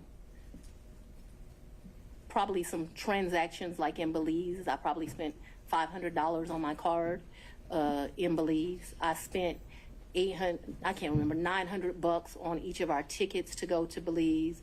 I did the $700. I probably got some minor expenses in Aruba that would be on a card. But for the most part, for those trips, other than, so the 2 cruises, I gave him money for those before we ever left because they were pre-booked. Let me answer. Well, the question was if you had any written proof. And so I've answered you that I've had written we proof. can move for to the next question. If you've answered if you had any written proof, and that was my question. I want to make sure that we're clear that for the 2 cruises, Judge, and that's I the asked if cruise she gave plus him written Aruba. proof. We're not going to talk over each other. Ms. Merchant, she answered your question, so we can ask the next question. Ms. Willis and Ms. Cross will have plenty of opportunities to let you clarify your answers when it's her turn. Thank you, Judge. Knowing your role as district attorney, you know that public funds are scrutinized and money is scrutinized and things like that. You And understand. I've never. I'm sorry. Go ahead. You understand you're under a microscope. You have reporting requirements, all of those types of things. You have no record other than your testimony of the money that you've given Mr. Wade. You've already asked that question. Let's keep going. When you took office, you had a tax lien of $4,600. Did you pay that with cash when you made that tax lien whole? I probably paid through however you pay. Okay. So, but you were saying that you had amounts of cash. You still had that lien in 2022 when you were dating Wade and going on these trips. So the cash that you gave him, that could have been used to pay this tax lien off? You gonna tell me how to pay my I'm bills? going to object. This is not relevant as it relates to why we're here today. Ms. Merchant, are you trying to establish that she was insolvent in some way? I definitely was trying to establish that she did not have these mass amounts of cash that she's talking about, yes. All right. Re-ask the question. You had a tax lien in 2022, $4,600. If you say I did, And you did not use this cash that you had to reimburse Mr. Wade to pay that off, correct? no. Okay. I went shopping too when I didn't pay it off. And you talked about, you gave a lot of interviews to some authors of a book called Finance, right? I would not characterize it as a lot. I probably have spoken to them You know, I'm gonna 2 or object. 3 You know, times. My question is relevant as to, I think it's already come up that finances are discussed in the book. I'll overrule that. Thank you. Ms. Wilson, you can continue your answer. what came up with Mr. Wade as it relates to hearsay statements that he was asked about in relation to what Ms. Willis may or may not have said in relation to an author. So it's not relevant to the testimony that's occurring at this time. I think Ms. Merchant has said that inside the book, she also makes a statement as to her own finances, and that's at issue. So you gave interviews to the authors of this book, correct? Once or twice. Okay. And 3 times, just to be comprehensive. I don't know if it was 3 times, 2 or 3 times, I think. you were quoted in the book, and I will give you a chance to say if this is a misquote. You were quoted, when they asked you about if you wanted to run for office for DA, you were quoted, "I really don't want to be financially effed up again." Do you remember saying that? So what that refers to, so that My question first is if you remember saying that. I remember saying something similar to that, but I would like to be able to explain what that's in fine. reference to. That's not in reference to anything else. It was a huge sacrifice to be district attorney in Fulton County. Huge. I was doing just fine. I had a municipal court judgeship that was paying me $100-something thousand a year, and like you got to show up twice a week. Easiest thing I've ever done in life. I also had private clients that were paying me to represent them, so I was able to have a law practice and that. Raising 2 daughters by myself, there were times in life where things were hard, and so I was telling people, I don't really run for DA. I don't want to run for DA. I'm in a good position right now. I got this easy job that I enjoy, being the chief judge of the city of South Fulton. I'm making money at the law firm, and I'm not sure that I want to make this sacrifice. And why does it always have to be me? Eventually, I prayed. I think that I was the appropriate person. I think that I did that. So when you're referring to that, what I'm saying is, why should I make a sacrifice again? And what I was not talking about is being district attorney. Once you get elected district attorney, you're in a fine financial position. I make over $200,000 a year. What I was talking about is I ran for judge. When I ran for judge, I took $50,000 of my personal money out of my retirement, and that money ended up being lost. And I know when you bet on yourself, you're going to have to bet money on yourself. And so what I was talking about was not wanting to go through the personal financial expense of running for office. By no means did I think that I was going to be financially in a bad position once I won. Let's talk about what I was up against, because it's important to understand that comment. I had a district attorney who had been here for 24 years. And Judge, People, I don't no, wanna interrupt her, but it's she's very answering relevant as to questions. what my mindset was about this. So I'm trying to answer your question. So what I was saying is Tailored solely to finance. right, but it is about my finances. If it's about If I didn't, nobody put me in this seat. So I had already run for office once. I had spent $50,000 of my own money running, and it was vamoose, nothing. And so when I'm talking to those offers, I'm talking about the contemplation of the sacrifice of the run, not the sacrifice of once you become DA. The odds were against me. I was likely going to lose the election based on who I was running against. So that needs to be in the appropriate context. Isn't it true that the authors also wrote, and you can dispute this if you'd like, that you were broke after that race? The 2018 race. Yes. Yeah, that was a hard race. I wasn't broke like I didn't have any. So broke is relative to depending where you are, but that hurt to lose that $50,000. So I'm sure my mental mindset was like, I just gave $50,000 away. Right. So they characterized it from their conversations with you that you were broke, you had poured your own money into the campaign, and you weren't able to pay your own bills because of your clients couldn't pay their bills to you, and you had a paltry array of family and asset forfeiture cases. It says you were trying to make it month to month. Is that an accurate depiction of your financial situation at that point? I would want to read that, but I don't remember clients not being able to pay their bills. Or May I approach, Judge? you can't. You may. Page 14. I have not read this book.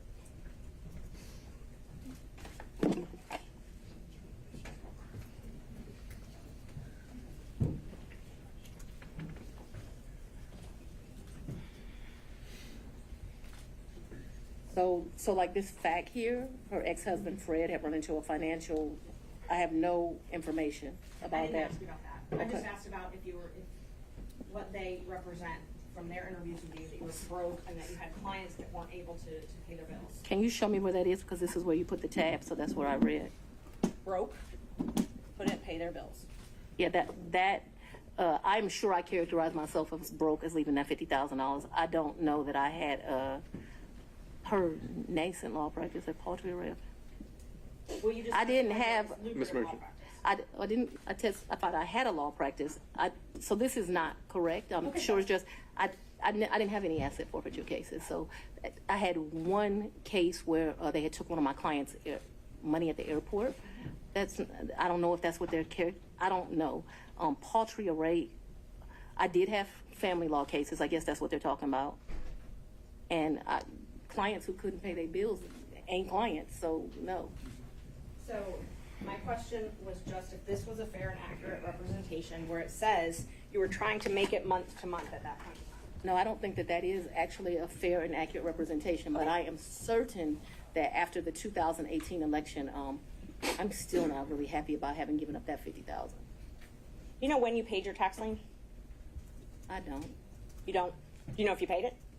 I know I've paid some taxes. I don't know. I don't want to speculate. Did you tell anyone at Fulton County Board of County Commissioners about your relationship with Mr. Wade? No. Did you disclose your relationship to anybody at Fulton County?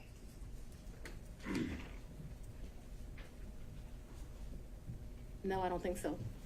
And as the Chief Law Enforcement Officer of Fulton County, I assume that you're familiar with the county code and ordinances? I've said we're not going to cover that in this hearing, Ms. Merchant.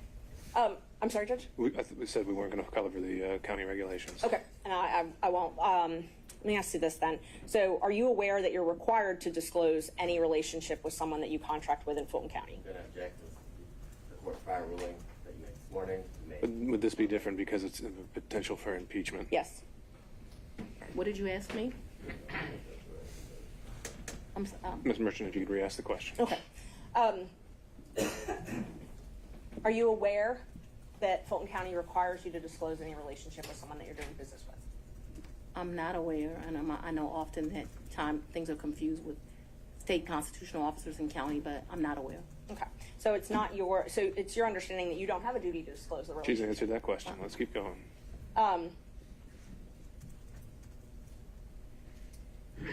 Did you keep track of this cash that you paid him at all? What are you talking? I don't understand. Did you keep track? Did you keep a ledger? Did you keep track of it? So I've only given him cash, as I mentioned, 3 or 4 times. There's no ledger.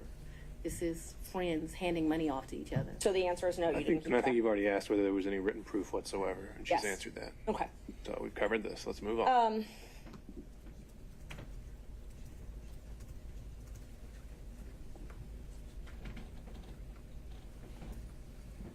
Who were you referring to when you suggested that Mr. Roman's motion to disqualify was racially motivated? We already said we're not talking about the forensic misconduct that's been alleged. And, okay. And just so the record is clear, I don't believe I said that his motion was racially motivated, so I don't want that to stay there. I've never said his motion was racially motivated, so that should not be Ms. Willis, true. I if think she it would wrote be that. best if we don't need to go down that road. We're going to save that for argument. You once said that you would not engage with a personal relationship with anyone that worked for Fulton County. Is that correct? An employee? Anyone that worked for Fulton County. I think I said an employee. Okay. So that's the qualification you give an employee? You wouldn't. I think that's the statement that I made, so if you want to quote me accurately. So it's your position because Mr. Wade was not an employee? Or it's your position he wasn't an employee, correct? Mr. Wade is not an employee, and he will tell you that over and over again. Just one moment, Judge.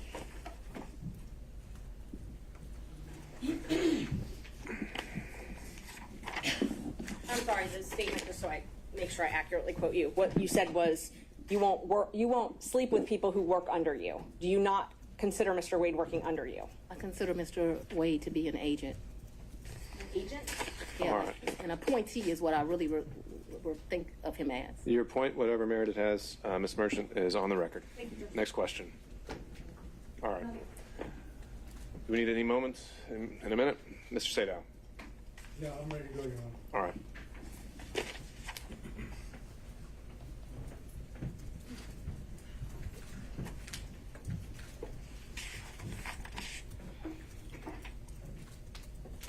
I'm going to try to ask you questions that you can actually answer without having to explain, okay? Yes, sir. My comprehension skills are pretty good, so we should do all right. We shall soon see. If I heard you correctly, you moved into what I will refer to as the Yurty condo in either March or April of 2021. Is that correct? Sometime between late February and April. Yes, I don't. Just so we're clear, yes. But in that time period, you're in the ballpark. We're in the ballpark. And is that Yurty condo, would you say that it is in Hapeville? It is in Hapeville, yes, sir. And you moved in there for safety reasons? My father, yes, I moved in there. We were concerned. My father was terribly concerned about me continuing to live at the house. And so that we're clear, people came to my house at 5 o'clock in the morning about the police brutality cases, saying I was going to have a wake-up call. There were security threats due to gang cases, and there were concerns due to that was at the very beginning of this, looking into that. And so for all of those reasons and what was happening, my father wanted me out the house, and begrudgingly I left. Okay, so the answer to the question was yes for safety reasons, correct? Those were all of the things that caused the safety concerns. I'm sorry. I'm not questioning whether they are or are not safety concerns. I just asked that you moved into this condo, Yurty condo, Right. for safety reasons, right? Yes. Okay. At the time that you moved into the condo, be it from February to April of 2021, Yes. was your father still living in your house? Right, because my father. That's yeah. all I ask you. But I get to explain the answer, sir. I don't know if there's an explanation. If I ask you, was your father still living at your house, the answer is either he was or he wasn't. Yes, but you are going to get to argue at the end of this, as we both I'm know. not going to And argue so anything. I would I'm going like to ask. be able to explain why. I'm going And so, to. yes, Willis? because my father is an older gentleman, he was worried about COVID, and he stayed. Ms. Willis, I'm going to have to say that's second time. Whenever we have to put a pause, you stop testifying, okay? You'll have a chance to explain yourself. The question was whether your father was not staying there at the time, and you're clarifying that in your answer as well. You can have a brief clarification, but it shouldn't be something that reaches well beyond the question. All right, Mr. Sadal, you can re-ask the question. We'll see where it takes us. Okay, thank you, Your Honor. Was your father still living in your house at the time you moved to what I would refer to as the Yurty condo? Yes, sir, he was, due to his concerns related to COVID. Okay. The safety concern was that there was potential danger at your house. Is that correct? Yes, my address had been exposed, so yes, there was concerns about potential danger at my house. Okay, so anyone staying at your house in the time period after you went to the Yurty condo was still in danger, correct? Yeah, what? No, he did. I think you have to. It's your attorney, Ms. Willis. Sorry, Mr. Potter, your objection is speculation Yes. to the question of Speculation. whether someone was still in danger at her condo. Just let her answer the question. Or Mr. Sadal wants to rephrase. No, yeah, I'm not sure. I was able to I've got understand it. I've got the objection, and then I have. I'll withdraw the objection. You can move forward. Okay. So, and I remember the question, so I can answer it. Well, you can now that the objection's been withdrawn. Can you try to answer that question? Yes. There's still a safety concern I was- for people staying at the house. Yes, I was very concerned about my father still living at the house. However, if you have dealt with an older gentleman, he was not leaving the house, despite my urging him that I thought he should leave as well. He did not want to leave the house because he was particularly worried at his age about COVID. But that became, I don't want to say, I was not happy with that decision of my father's, but I can't ultimately make him leave, and he stayed there too long, in my opinion. Okay, thank you. During that period that you left to go to the Yurty condo, did any of your children stay at your house? So I don't, I don't think that they were there at that point. Certainly my baby wasn't there. I'm talking about this entire period. We're talking about, if I remember correctly, and you'll correct me, I'm sure, you said that you stayed there at what I would call the Yerty condo until January of 2022, correct? Yes. Okay, so I'm asking you in that period, which would be February to April of 2021 until January of 22, did any of your children stay at your house? And you don't have to yell at me. I'm able to understand. So I would ask you to not yell at me. That being said, I don't actually expressly remember, but I can tell you, since I have left my home, there have been times my oldest daughter came in. But I can't tell you with certainty the time window that you've said, if they did or not. And so I don't want to speculate to that, but there was some time that my oldest daughter came back. Whether it was that period or after I left the Yerty residence, I'm not sure, okay? Okay, so if I continue to go into more detail on this, you're not going to be able to give me an answer of whether or not, in fact, any of your children were still at the house or stayed at your house during that time period, correct? What I can give you clarity of, so that we are clear, is from the time I moved out in February-ish of 2021, after I left there was a time period that my oldest daughter came back. But if you're asking me, was it in that window or after, I just don't have a recollection of that, because, you know, your kids come and they go. And so I don't remember the specific time period, and I apologize for that. Did your children ever stay with you at the Yerty condo? Like maybe a night, Okay. like for a girls' night or something, but live with, no. Okay. Did anyone else stay with you at the Yerty condo, That was including Miss Yerty? Never. Miss Yerty never lived in the condo. She met her husband and they moved. They weren't quite married, but they moved. Nobody ever lived with me in the condo. That was My lonely period. my word was stayed, not lived. Stayed with you at the condo. I guess I don't understand the distinction, but no one ever, I think my baby's my oldest child. I think she spent one night with me, maybe my oldest and my youngest, but I think that whole time I was in that place, other than that one night, I don't think anyone ever, this was a very lonely period in my life. I don't think anyone ever spent the night other than maybe one night. I remember a picture of my baby sitting on the couch in that place, and I'm thinking she spent that night, but just a very lonely time in life. Okay, we'll stay with the lonely theme just for a minute. Did Nathan Wade visit you at the Yerty condo from the time you moved in until he was hired on November the 1st of 2021? So I moved out of that condo, but during that time period, I'm sure he came to visit. He came to visit. I can remember us going, I think the restaurant's Lickety Split. I can remember him picking me up, going to Lickety Split and ordering some food and coming and sitting at my table and eating. So I remember times that he visited me at that condo, yes. Okay, could you give us an approximation of how many times Mr. Wade visited you at the condo between the time you moved in and prior to November 1 of 2020? I don't think often, but I don't want to speculate. Can we say more than 5, more than 10? I'm going to tell you the problem I'm having here. Let's say more than 10, but I'm not sure that that's even accurate. He certainly has come and picked me up, gone to grab some food to eat. I don't remember him being in that condo a lot. Okay, that's I'm sorry. You want a number, and what I don't want to do. Giving me your current and best recollection is all I'm asking for. That's all I can give you, sir. How many times did any of the prosecution team, how many times did Anna Cross come to that condo between the time you moved in and November 1st of 2021? I don't think Anna's ever been to that condo. What about any other prosecutor that's involved in the prosecution of this case? I don't think any of them have. Just Mr. Wade. That's correct, sir. But it was a lonely time. Oh my God, that 2021,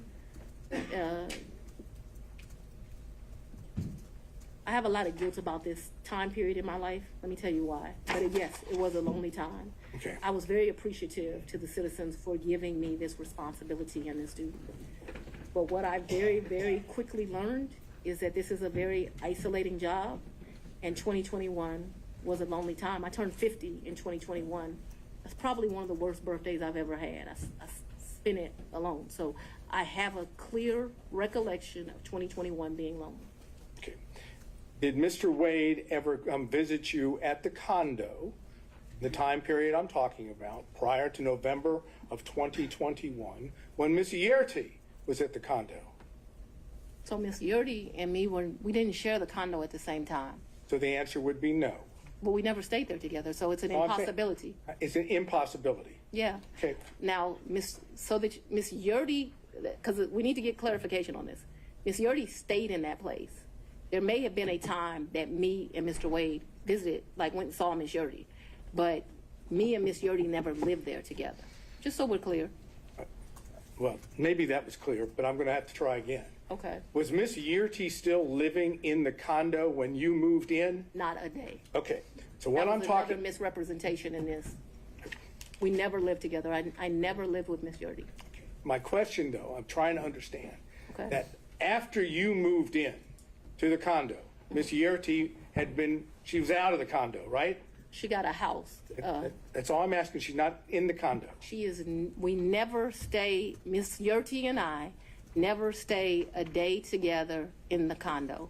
All of her stuff was out of the condo, and all my stuff, some of my stuff, not all of it obviously, was moved into the condo. So we never stayed there together.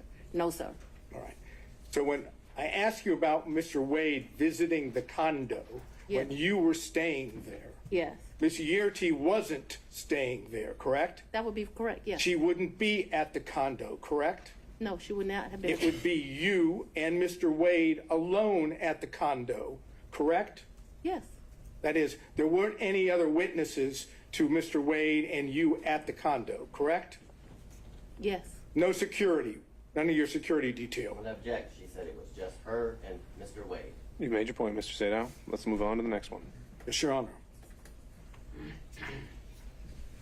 Who in the prosecution team, prior to, I guess, the motion being filed by Defendant Roman, who in the prosecution team knew of your personal relationship, and now I'm talking romantic, with Mr. Wade? So, sir, I am extremely private. All I ask No, no, is no, who knew. it- It's not, the answer is no one knew, that's fine. No. I ask you who knew. You could answer, me just tell you answer it this. and then explain, Ms. Willis. I am very private. When I supervised Mr. Body and Mr. McAfee, they didn't know who I was dating, but I can assure you I was dating somebody. So that I kept something private, that's my private life, is not any mystery to anyone. It's like a woman doesn't have the right to keep her private life private. And I'm speaking on this because there have been all these intimations. You still haven't answered the question, Ms. Willis. I'm sorry, what was the question then, Your Honor? Is there anyone else who knew about it? And then you can explain. I don't know. I don't think so. I certainly didn't go out telling my business to the world. Okay, so, the best of your recollection, you didn't inform anyone on the prosecution team that the individual that you had chosen to lead the prosecution team had a personal relationship with you. So I Is that think correct? That's inaccurate. Your question is inaccurate. What? Because you stated that the person I chose, we had a personal relationship. So we had a friendship. We have all these distinguishing factors. Remember, when I chose him in November of 21, first of all, let's get this straight. Mr. Wade was not actually my first choice. That's no insult to him. Your Honor, No. I It is don't- you because of the way you phrased the question. You said, when I chose him, I didn't inform people of a personal relationship. We have defined personal as romantic. It is an inaccurate way to state the question. Then I will as- certainly restate it so it is very accurate. Okay, and please do not yell at me. You hired Mr. Wade for the first time on November 1st of 2021, correct? November of 2021, yes, Okay. sir. Your testimony is, whether one accepts it or not, your testimony is that at the time you hired Mr. Wade, there had never been a romantic relationship with Mr. Wade before you hired him, correct? Yes, my testimony is that we were very good friends, but we're talking about a sex, so let's just don't. No, I'm not talking about, I'm saying romantic relationship doesn't necessarily have to be just sex. Well, It can I be don't- dating, it can be holding hands, it can be any of those things that one might call romantic. I'm asking you whether or not prior to November 1st of 2021, there was a romantic relationship with Mr. Wade. It's very simple. It's either a yes or a no. I don't consider my relationship with him to be romantic before that. I'm not a hand holder, so no. Okay, that's fine. Now, let's move beyond November 1st of 2020, Yes. 2021, excuse me. If I understand your testimony, there was no romantic relationship with Mr. Wade until early in 2022, whether it be January or February or March, early in 2022, correct? I would say sometime between February and April. Yes, sir. All right. Now I'm asking you about that time period when it became romantic. Yes, Okay? sir. Thank you. Okay. You didn't see the need, if I understand, to tell any of the people on the prosecution team when you had established a romantic relationship with Mr. Wade that the lead prosecutor, that is the man that was basically giving orders to others, was dating or having a romantic relationship with you, correct? I'm going to object to relevance at this point, Your Honor. It's not Say no relevant. relevance. Just to prove or attempting to show that there is an issue on the credibility about the relationship. The failure to have informed anyone on her team that she was having a romantic relationship with the lead prosecutor, I suggest gives rise to that inference. That's the relevance. The inference that The inference that they were concealing this because it was not as it's been characterized to the court, and that in fact it started earlier than what they say. all right, overruled. Mr. Sadon. I just want to make sure that we're clear. From at least 2020, me and Mr. Wade were friends. At least that time period. Okay, I'm not talking Okay, about. so no, I want to be clear because my credibility is being evaluated here, right? We were friends. We hung out prior to November of 2021. In November of 2021, I hired him. I do not consider our relationship to have become romantic until early of 2022. Because I don't know a date and time, I'm saying sometime between February and April of 2022, and very early April of 2022, because I know that trip that I discussed with you was like the first week of 2022, that the relationship had become romantic. I hope that answered your question, but I can't have it where, you know, we're saying something differently. All right, so you've established the timeline as you put it. The question originally was, at that time, did you tell any other prosecutors on the prosecution? I never tell people at work who I'm dating. All right, Mr. Sadon. Okay. Did you take any trips to D.C. with Mr. Wade? Never. Did you take, okay, so you have no, what I would call personal trips or business trips to D.C. with Mr. Wade? I never went to D.C. with Mr. Wade, personal, business, otherwise, never. Okay, so, I've never been in the District of Columbia with Mr. Wade, or Maryland, Virginia, the DMV as they call it. so as I understand it, just to be clear, any trips that you would have taken to see D.C. That would not, was a pretty clear answer. huh? That was a pretty clear answer. No. Asked and answered She just said no. twice. So do you have a variation or something new to bring up? I'll ask it and we'll see. Did you take trips to D.C. that were non-business during the time period that this case or this matter was under investigation? I'm going to object as to relevance as it relates to the matter that we're here before Your Honor today. Well, again, the question already asked is, take personal or business trips. She said, But that was with Personal Mr. or Wade. business? That was with Mr. Wade. This I asked her alone whether she took. okay. What's the relevance? And what would be the relevance of that? I'm trying to understand whether or not we have an ability to show a personal trip in which Mr. Wade is there at the same time. I understand her answer, okay? I understand her answer, but we have documents, we have records that, Your Honor, I'm going to object to the documents, the things that.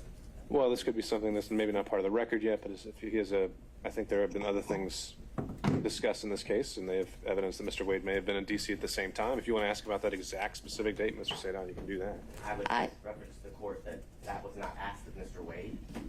Anything about any trips to D.C. Sure. And so that's going to limit its merit and impact on credibility. So, Mr. Sadon, ask the question. So I understand your testimony is you never took a trip to D.C. with Mr. Wade. That's correct. Personal or business. that's correct. Were you ever in D.C. at the same time as Mr. Wade? I was not. On personal or business? No, me and Mr. Wade have not been to D.C. at the same time. However, since Mr. Wade has been on this case, he's been to D.C. Since Mr. Wade has been on to this case, I've been to D.C. What has not happened is we have not been in the District of Columbia at the same time. Now, the only thing I'm not sure about with what you asked me is if I've been to D.C. personally, because I got a lot of personal friends in that area. But I know that I have been to D.C. I did an interview at Howard University. I went to D.C. for that. Seems like I've been to D.C. one other time. Oh, I went to D.C. for the Global Summit. Actually, yeah, those were two separate trips. My next question is based on her opening the door, and therefore I'll just ask it, and Your Honor can decide whether or not it's appropriate. When you went to D.C., did you go to the White House? I did not go to the White House. No. Well, Apparently, I'm going to get the answer anyhow. there you have it. Next question. Okay. You indicated your best recollection was that your relationship with Mr. Wade, the romantic relationship, ended, you left it in August of 2023. That sound right? That's the hard conversation. That's not the. We've covered this. Next question. And you characterized it as a tough conversation, correct? Yes. I'm not going to get into the conversation per We se. should. Well, if he doesn't want to, we won't go there. So, Mr. Sadon, next question. You know, it's kind of hard to say no when you've got that opportunity. But all I'm going to say is, was it pre-indictment in this case?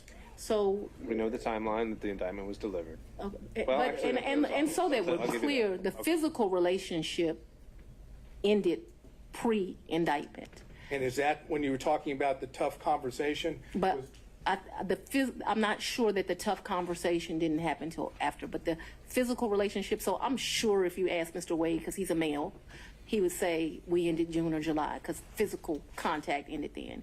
Just in my mind, being a woman, it's over when you have that like hard conversation. I just think women and men think differently. And I think the answer, Mr. Sadon, to your question was she's not sure whether it was before or after the indictment. Well, I'm not sure that was her answer, but let's see if I can get specific. That is what I said. That's what I said. I'll let you. Next question, Mr. Sadon. If you need to clarify. Want to say one more?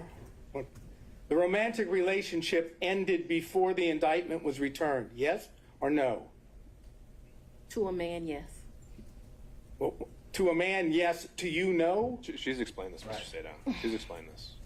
And did the forthcoming indictment have anything to do with that? Ooh. Or was it just a coincidence? Mister, let's go on and have the conversation. I've just asked you whether or not it was a coincidence. Had absolutely nothing to do with this. It's interesting that we're here about this money. Mr. Wade is used to women that, as he told me one time, the only thing a woman can do for him is make him a sandwich. We would have brutal arguments about the fact that I am your equal. I don't need anything from a man. A man is not a plan. A man is a companion. And so there was tension always in our relationship, which is why I would give him his money back. I don't need anybody to foot my bills. The only man who's ever foot my bills completely is my daddy. Is there anything else you would like to add to that? No. Sure. But I'm sure we'll talk about it further. No, we're not going to talk about it further. All right, no back and forth, Mr. Sadon. Next question. My next question is something that that has to do with what I've characterized as the church speech. Let me just tell you what the question is, because I know that's not something. Preserve it for the record. Huh? You can preserve the questions for the record, but then we'll move on. That's correct. Thank you. When you gave what I've referred to as the Martin Luther King weekend church speech. You know what I'm referring to. A great honor of mine. That's a historic African-American church. Yes, I do. Okay. Did you have handwritten notes with you that you were reading from during the speech? And on second thought, Mr. Sadov, because you might have a number of questions about this, why don't we just bullet point what you would want to cover on this to preserve for the record, and then we'll move on to the next topic. Okay. Since I had laid out before that the forensic misconduct isn't a So subject do of the I evidentiary not get hearing. an answer for that? That's right. Okay. Did you read your speech? Well, no, Mr. Sadov, for everything related to any forensic Oh, you just want me to misconduct stay out claims. of it now? We're just not, we can do it in a bullet form if you just want to cover what you would have asked, but it's not in a question and answer format. Okay, so I should do that at this point or do it Sure. when you're ready? We can do it right now, so it's fresh on your I'm going to ask her about, did she prepare the speech? Did she have notes on the speech? Did she read the speech? When did she do this? When did she write the speech? Who was she referring to when she was talking about others? Who was she referring to when she said they? Who she was referring to when she spoke in terms of their, that is, their, I would love to answer those questions. Well, Ms. Willis, you could certainly do that in some other format, but for today, that's what we decided we're not going to cover. who was she talking about that was playing the race card, and why she didn't tell the people at the church that she had had a personal / romantic relationship with the, all due respect the way it was characterized, the black man that she was referring to, and was the black man she referring to, was that Mr. Wade? Okay. That's that area of inquiry. Noted for the record, Mr. Sadov. Next topic. Okay.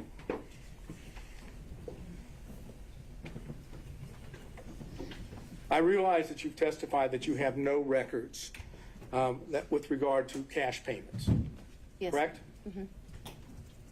Would your bank records reflect that you withdrew cash from your bank accounts during the time period of 2020, 2021, 2022, or 2023?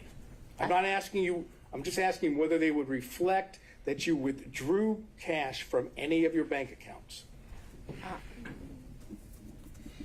So the exact amounts? No, just But yeah, that you did. Of course, I withdrew money throughout that time period, throughout my life. I withdrawn money from the bank. Yes, of course. Talking about cash from, that is, that you go to a Cash, bank right. or you go to an ATM Cash. and you take cash out. Either that way, or you go to Publix and you overpay, or you go to another store and you overpay. So yes, both through that, yes, of course they would reflect that at times. Okay, and so those records, if we had them, would show that, correct? That throughout the course of my life, I took out money. I was very specific. I said Yes, during the course 2020. of that time period, I would have taken money out. Yes, So, do you have a problem with? I absolutely. Yes. You don't want the bank records to be made available for the court and the court I'm alone. going to object as to the relevance, and this has already been addressed earlier as it relates to other records. This is an improper line of questioning. He's doing it for the purpose of harassment, to be perfectly frank, Your Honor. I'm just going to sustain it on relevance. Mr. Sadov, that's something you want to follow up privately? You can do that. Okay. Last area, briefly. Yes, sir. You had contact with Mr. Wade in the year 2020, correct? Ooh, I had some contact with Mr. Wade. Would you explain when you say some contact? Please tell us, talking about 2020. I had some contact with Mr. Wade in 2020. One of the reasons your allegations are so preposterous, or Ms. Merchants that you have joined, is... Ma'am, No, no, I no, didn't no, ask just- you about the allegations. I asked you about your contact. That's all I ask you, okay? I appreciate that you want to say something, but I'm interested in, did you have contacts with Mr. Wade in 2020? And your answer so far has been yes, correct? Very limited contact because Mr. Wade had a form of cancer that makes your allegations somewhat ridiculous. And I do appreciate the I'm not going to characterization. emasculate a black man, but I'm just telling you. I'm that sorry, what? I'm not going to emasculate a black man. Did you understand that? All right, Well, I don't let's think get we should back on discuss track. further. Mr. Sadov, next question. Trying to, Your Honor. Would you tell us on the occasions in 2020 that you had contact with Mr. Wade? I'm sorry. I thought I had answered that. Yes, sir. There were times in 2020 I had contact, but 2020 was a year I was running for office. It was a year that he was going through some serious medical issues, and I did not have much contact, but I certainly had contact with him in 2020. Did you It go wasn't- out to eat with him? Maybe, probably. Did you visit him in any location, his office, or did he visit you in your office in 2020? I am sure he, I'm sure, ooh, that's a very good question. I'm sure he came to 750 in 2020. 750 is, Was my office. okay. Not often, but maybe once or twice.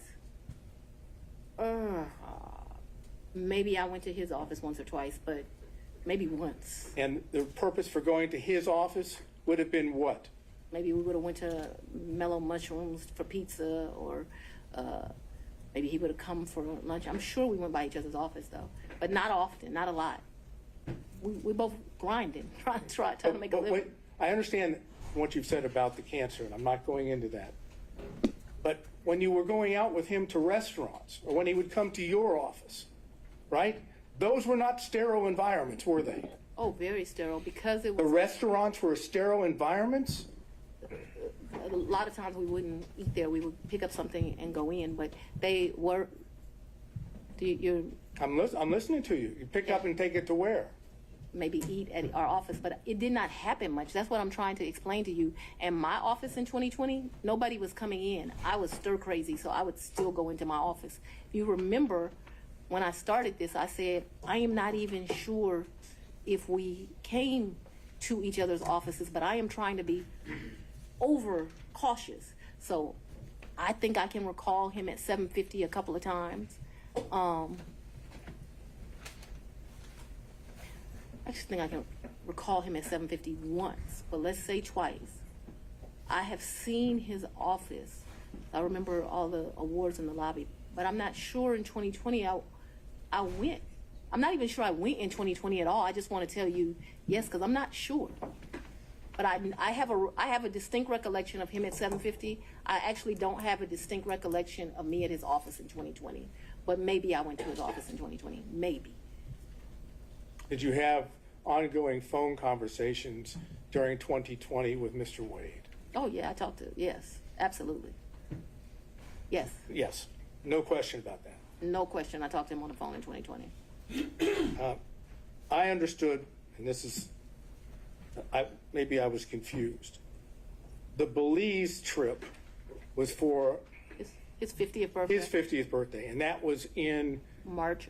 He turned 50 March 18th of 2023. If you look at the dates of the trip, I think we were there about 6 days. We stayed at 2 different locations. and you paid for it. 100%. He said, not only, I paid for the hotel, I paid for the flights, I had a birthday luncheon for him, I paid for massages, I paid for everything. And would those payments be reflected on your I credit paid for card? the cash. You paid them in cash? Cabs. I was telling you all the different things. I'm asking you whether or not those payments would be reflected on credit card bills of yours. So there was about $500 that I think is reflected on a debit card. What my recollection is, I took about 4 in cash with me to that. 400 or 4,000? 4,000. But I remember I handed him 2,500, and then the rest was just the money we spent. I probably gave $300 or $400 to this guy who was a taxi driver. He would drive us every day around the 2 or 3 days we went. Took him to eat like it was my trip money. And you had, to be clear, to end this up, the 4,000 that you've just told us. But I didn't give it all to him. Remember, I only gave the 2,500 to him. I didn't ask you that. I was going to ask you that 4,000 is part of your, my words, cash hoard that you had collected over time. Cash what? Hoard, H-O-R-D-E. Oh, I thought you said something different, sir. No, I'm afraid I wouldn't say that under any circumstances to you or in court. All right, back on track. So hoard, cash hoard. I would not classify it in that way, but I have money at my house. Yes, sir. And the money, when you had money at your house, I'm speaking too loosely. I had money wherever I was staying. So I was not referring to my house in 750. I'm saying I had money wherever I was laying my head. Yes, sir. that was my fault that I wasn't clear. Okay, so when you were at what we've said, the Yerty condo, during the time period we've always discussed, that's where you would keep your cash. When I stayed there, yes. Okay, that's all I have. Thank you. All right, I want to see if we can get through a few more defense counsel if possible before breaking for today. Mr. Stockton.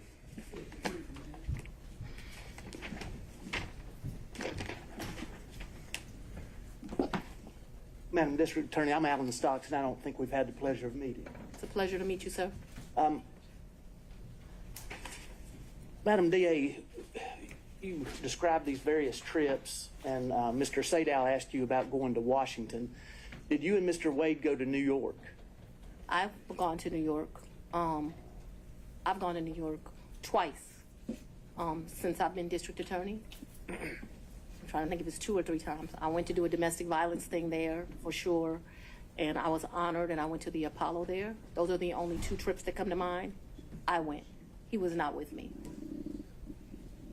You also said that he was a world traveler and had been on many of the continents. I've been to 6. Have you been on any of those continents with him? Besides this one? Where's Belize? What continent is that? I'm not being funny. I don't know. Let's say, with the I've been exception to of... Belize with him. I've been to the Bahamas with him. I've been with Aruba with him. Don't embarrass me. I'm not sure what continents those are on. Whatever continents those are, that's where I've been. I'm sure if I gave it some thought, I would tell you. But whatever continents those are, that I've been to those locations, sir. But not Australia or any other continents? I don't even want to go to Australia. I do know he took a trip in December to Australia. I have no idea, you know. I don't know anything about that trip. When Mr. Wade began working with your office, Yes, he had 2 other gentlemen that worked in his firm with him. Is that correct? yes. Terrence Bradley worked for him, and Chris Campbell worked not for him. They worked with each other. Did you understand what their partnership arrangement was? No, Did he ever make you aware of how fees were divided or anything? no. Now, since you have been district attorney, the 2 gentlemen that worked with Mr. Wade and his firm, they also had contracts with your office. Is that correct? I probably had I don't. I don't know if we've covered this in Ms. Willis, but I still don't know what the relevance would be of her testifying to this. But I've had about 10. Oh, I'm sorry. Do you want me to answer Let's or figure no? this out. Judge, respectfully, I think based on Mr. Wade's testimony, he had an interest in those contracts. Sure. And then, but how's that been imputed to Ms. Willis? I don't know whether or not she knew she was giving him that benefit. That's what I was trying to explore. Okay. Well, maybe we can start with that question, and then if she doesn't know about it, then the ins and outs of all the contracts wouldn't be quite as relevant. Judge, to lay a foundation for that, though, Let's see where it respectfully, takes us. Go ahead. The 2 gentlemen that were in Mr. Wade's office, did they have what I think has been referred to as a taint contract? So let me be clear, and I may get the names wrong. When I first became DA, the office was not properly staffed. And so I'm surprised any lawyer would take it, but I did a contract for like $60 an hour to help us out with first appearance. That lasted a few months. Okay, so I can't remember if Bradley or Campbell had that. I'm sure we can have records and I can tell you which one, but I just can't remember now. I liked their experience. Bradley had been a probation officer and a defense attorney. Campbell had been a police officer and a defense attorney. There's a reason I'm telling you this. Then that contract, like I said, it didn't last long. It was just, I was aggressively hiring. As soon as I got where I felt like I had first appearance, enough lawyers for that, I let them go. Then we had what's called a filter contract, but it was not filter for this particular case. I do have a lawyer who does the filter for this election interference case. When we're talking about filter, the contract they had that neither one of them has any longer, I now have another lawyer that does that for me. It was only for police brutality cases. It's for what I call the, so when I first got to be the DA, I had, the whole unit was called anti-corruption. It dealt with both elections and police brutality cases. I actually took a trip to Houston and visited the district attorney in Houston. They divided their work up, and I thought the way she was doing it was better than me. And so I made a civil rights unit. And so they did what we would classify as civil rights cases. Those are specifically the police brutality cases. When I first took over, I was told Paul had not filtered 5 cases. That was a joke. It ended up being the 101 cases. They weren't filtered, which is why I hired 2 of them. Eventually, we got it down enough that it was 1 of them. And then now I still have 1 lawyer that does it, but now I've been able to cut those cases down to like 30. Can you tell me and help me understand what the purpose of the filter is? Yes, sir. So what a filter is police officers make statements in the line of duty, and you are not allowed as the prosecutor to know what those statements are if they're done in the furtherance of their employment. And in fact, if you know what those statements are, you're basically disqualified from the case. You can't have it anymore.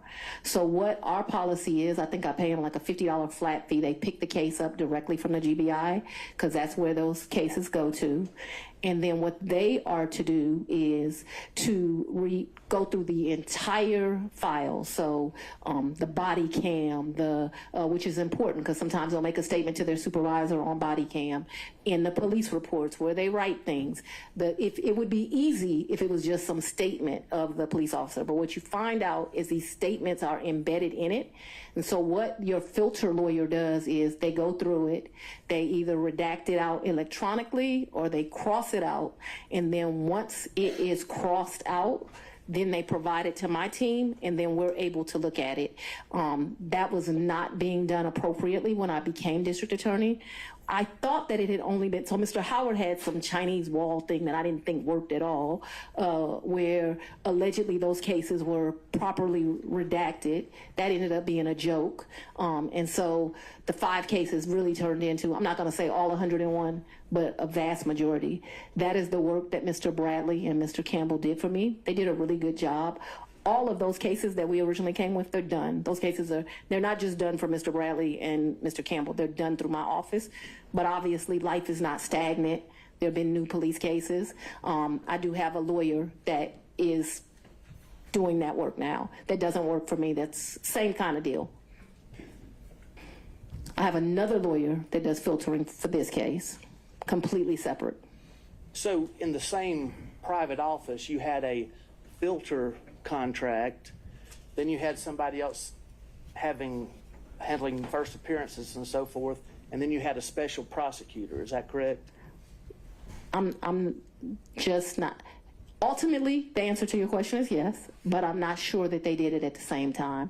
The first appearance contract was either $60 or $90. I don't know really how I convinced them to be able to take that, but I think because it was for such a short amount of time. And then I think I pay my filter lawyers, which I still don't know how I get away with, about $150 an hour. And I want you to understand, the AG pays special prosecutors $1,000 an hour. So I'm a tough negotiator. Paul was paying people up to $375 an hour. I won't pay anyone more than $250 is my max. I have a lot of lawyers for what I have that work at $250, and I cap them every month. You can't go past a certain amount of hours.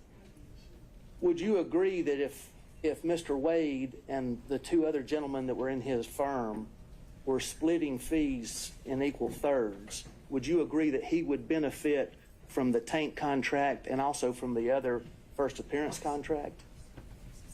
I would agree he would make money. Yeah, so to make money is a benefit. Just a thought, guy. Mr. Durham, if you're still with us on Zoom. No questions, Your Honor. Mr. McDougald. I do have a couple, Your Honor, but it's a little awkward from back here. Do you want me to? Yeah, why don't you go ahead and make your way up.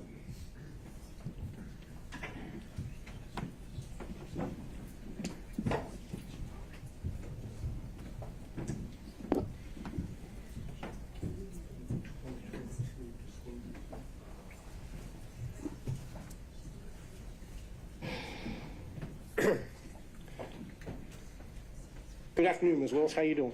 I'm very well. How are you, Mr. McDougall? I think this is our first in-person meeting, correct? Second. Second? Well, I apologize for not remembering you more clear. That's quite all right. I'm referring now to exhibit number 21, Yes, sir. which was your financial disclosure form for 2022. Yes, sir.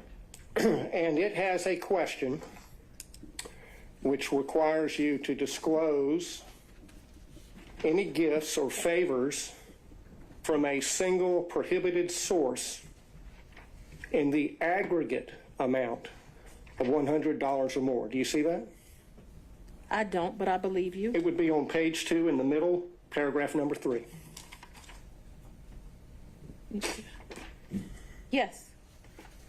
And what is your understanding of a prohibited source for purposes of this form?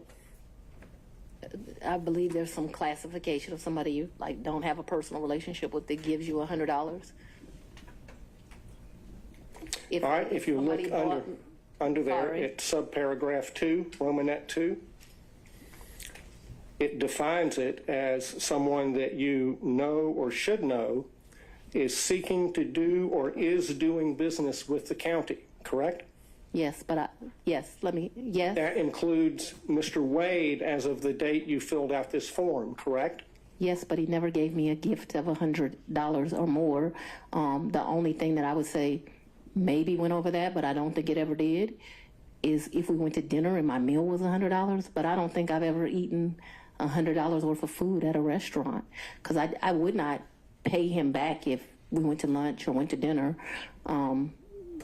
But trips, I paid him back for. You know, I never thought about the money until y'all brought it up. And I would be less than honest that says I was giving him the money back because I was the district attorney. I didn't take gifts from him for a lot of personal reasons. Anyway, I did not take gifts from him. And so your reason for not disclosing any gifts from Mr. Wade on exhibit number 21 is that the aggregate amount on a net basis was less than $100 in the year 2022. Is that correct? I did not accept a gift of him of more than $100 in 2022. The one exception to that, because I want us to be clear, is we probably went out to eat multiple times in the year. If you're considering eating a meal, you know, because we went out multiple times, that probably went to the level of more than $100. But if we're doing tit for tat like that, I probably paid for as many meals as he paid for. And so I did not receive any gifts from him. The question on the form, I understand the the question. aggregate in excess of $100, and your testimony is that you did not McDougall. receive in the aggregate more than $100. All right, Mr. McDougall, you can sit down now. I don't believe she answered that question, Your Honor. She answered as to specific individual gifts. And you're not listening to my answer either, so we're done. Very well. Okay. Mr. Rice. No further questions. Mr. Gillen.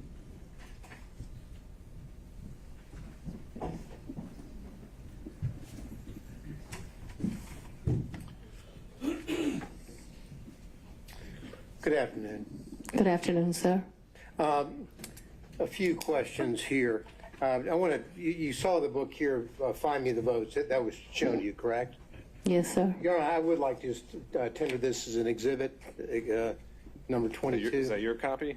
It is, All right. What exhibit is that going to be? 22. All right. I'm making the Is that evidentiary contribution here to this. Now, well? I guess Said the- you're tendering it. Is it with position of the state? I'm going to object this to the relevance at this point. That's to, we haven't, there's no relevance at this point. Mr. Gillen, are you using this to confront her repeat? with prior statements? yes, Your Honor.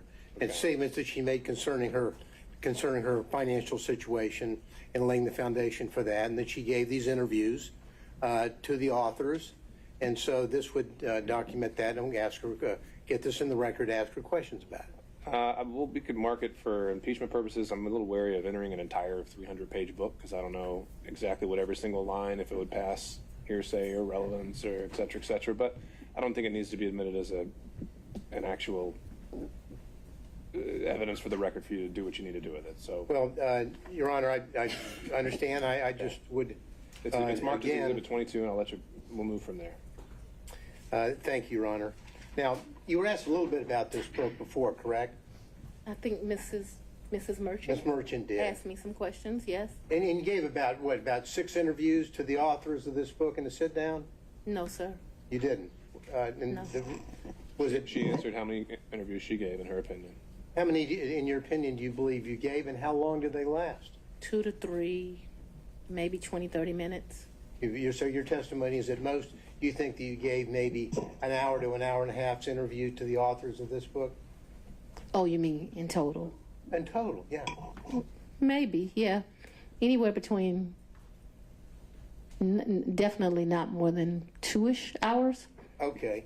But you also were telling, when they were, the title of the book, of course, is A Hard-Charging Georgia Prosecutor, a Rogue President, and the Plot to Steal American Election. You've seen that. Why is the title of the book relevant, sir? And I had no, And then I'm going to ask her whether or not that was the theme that they gave her when they talked with her. What the thing gave her, what do you mean by that? Well, because they were sat down and they told her why they were there to interview her. And why does that matter? Well, I think it matters because it shows, but they want her to give her version of what her life story is. This is almost a life story of her. So that's why it's relevant. But if the court thinks it's not, then No, it could be relevant to your issue of the forensic misconduct that has been alleged and maybe some of the motives at play when it comes to forensic misconduct, but I'm not seeing, again, what we're here for today was the relationship and or any financial elements of it. correct. Well, I think it clearly relevant to the forensic misconduct, also relevant to the personal interest in terms of the finances. I didn't make 10 cents off that book. Pardon me? I didn't make 10 cents off that book. Should I ask whether you made any money? Okay, I just, Didn't ask whether you made any money. Do you have any other statements that she hadn't already been confronted with by Ms. Merchant? Well, other than, I want to focus on, when you were telling them about your financial straits and you were living kind of month to month, that is what your financial status was back in 2018 after your election. Mr. Gallon, we covered that at length, and you're at the end of the line. I'm sorry about that, but we've got to find new ground. Well, let me move on to my point here. So the point is that what you're telling us is that you were in financial straits, but really that your testimony today is you had a cash hoard of maybe up to $10,000 in cash where you laid your head at night so that you would dip out and there would be no record of it, correct? that's not what I'm telling you, sir. That's not at all what I'm telling you. What I'm telling you is that throughout the course of my life, I have always kept cash in my house. That cash has ranged from times, my father would probably be ashamed of this because he would say it should be more, but that cash at times has ranged from $500 to maybe $9,000, and he would be like, that is not what I told you to do. I've always had that amount of money. What I've told you is that when I travel, you do better negotiating when you travel. If you have cash, you go to get the cab. They say, oh, we're going to charge you $300 for the day. Well, I got American cash. Will you take it for $150? And so it's my practice to take money when I travel. We're not talking about a whole lot of money. We're going to the Bahamas. $1,500 in cash is in my pocket, or at the most $2,500. Belize was actually probably the most money I've ever taken. And it was taken because it was a big deal. My 50th birthday sucked. His 50th birthday, it sucked. It was terrible. No. Your Honor, and I'd so like to get back to some questions here. I'm trying to answer it. The I narrative. think it would help if we So let's get a question here. move to the specific yes or no's here. Have you told us today that you would keep a cash hoard in your residence up to about $9,000? Yes or no? And throughout the course of my adult life, and so let's even be more specific than that. Probably from the time. Your Honor, I'm only asking for yes or no rather than speech. We have already covered this, so I But yeah, need to but get to I'm that trying to- point. I'm I know trying you're to laying the move forward foundation, but it's already been laid. So Yes. The filibuster is here. I'm trying to move through the filibuster. Yeah, but we're not talking about a lot of, and so it could be $2,000. It could be $1,500. It could be $7,500. It just depends on what you're doing at that time. What I'm telling you is when I traveled, I took cash. I find that when you travel, especially to foreign countries, the American dollar does well, and it's good to have cash. You can negotiate with the taxi driver, with the jet skis, and it's not a lot of money we're talking about. Your Honor, Okay, we understood, need Ms. to, Willis. we need Let's to get cut to it. off the.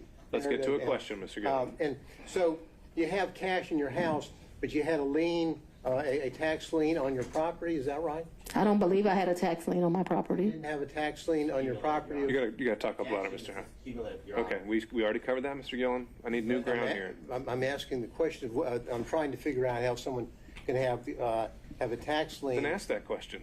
but not use the money that they allegedly said they have. Well, I think Ms. Merchant asked that exact same question. She said she didn't use the money to pay her tax lien. So what's your question that's new? So I was It's the- going to build on that to say, No more building. It's already built. all right, It's the same way you pay a bill. So just put It's the a- top on it if you need to, It's the okay? same way you owe a bill and go shopping.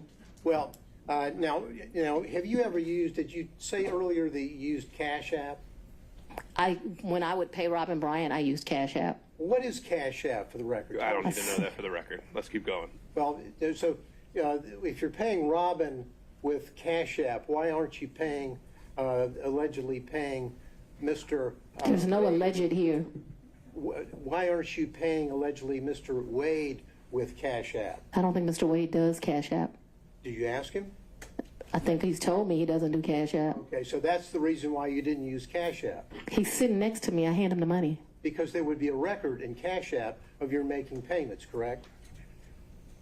Yes, but I didn't think that I was making a record in a personal relationship. Because when you're filing your, and I know that I'm going to move into this financial statement here, you were asked just a second ago about your non-disclosure form, or your disclosure form of an Exhibit 21, where we agree that Mr. Wade is a prohibited source, correct? What I agreed to is I don't believe he's giving me gifts. You would like to classify these trips as gifts, but I've always paid my fair share on these trips, so I did not look at them as gifts.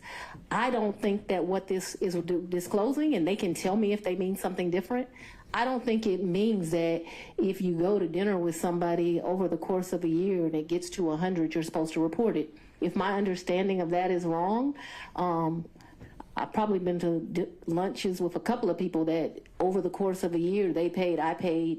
Let me, prohibited source means. We already went over this, Mr. Gillen. Mr. McDougall.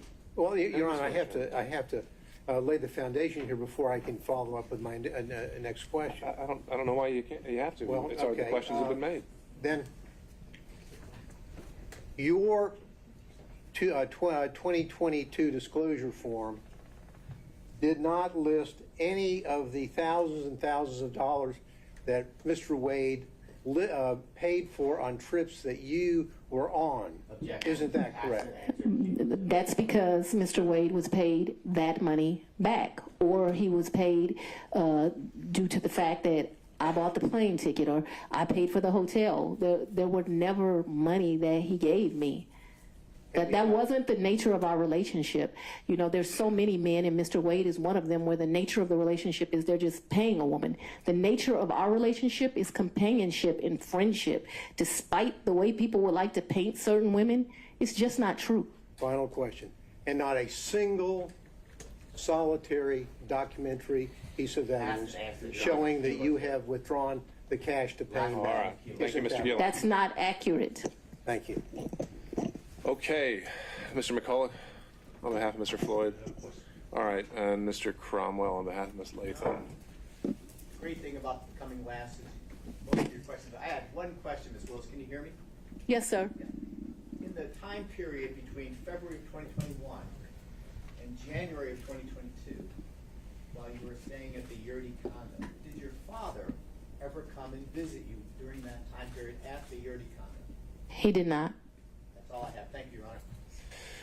All right, Ms. Cross, I would imagine you have a number of topics to cover with Ms. Willis that'll take more than 10 to 15 minutes. I do. Okay, then I think we've reached a stopping point for today. And so, Ms. Willis, I'd ask you if you could step down now, and I'd also remind you that you're not to discuss your testimony or that of any other witness until tomorrow morning. Be back here, and we'll begin again at 9 a.m. 9 a.m. We'll do 9 a.m. this time tomorrow. Before we recess for today, I want to check in on logistics, and I'll ask Ms. Merchant. Once the testimony of Ms. Willis is concluded, how many other witnesses do you anticipate calling?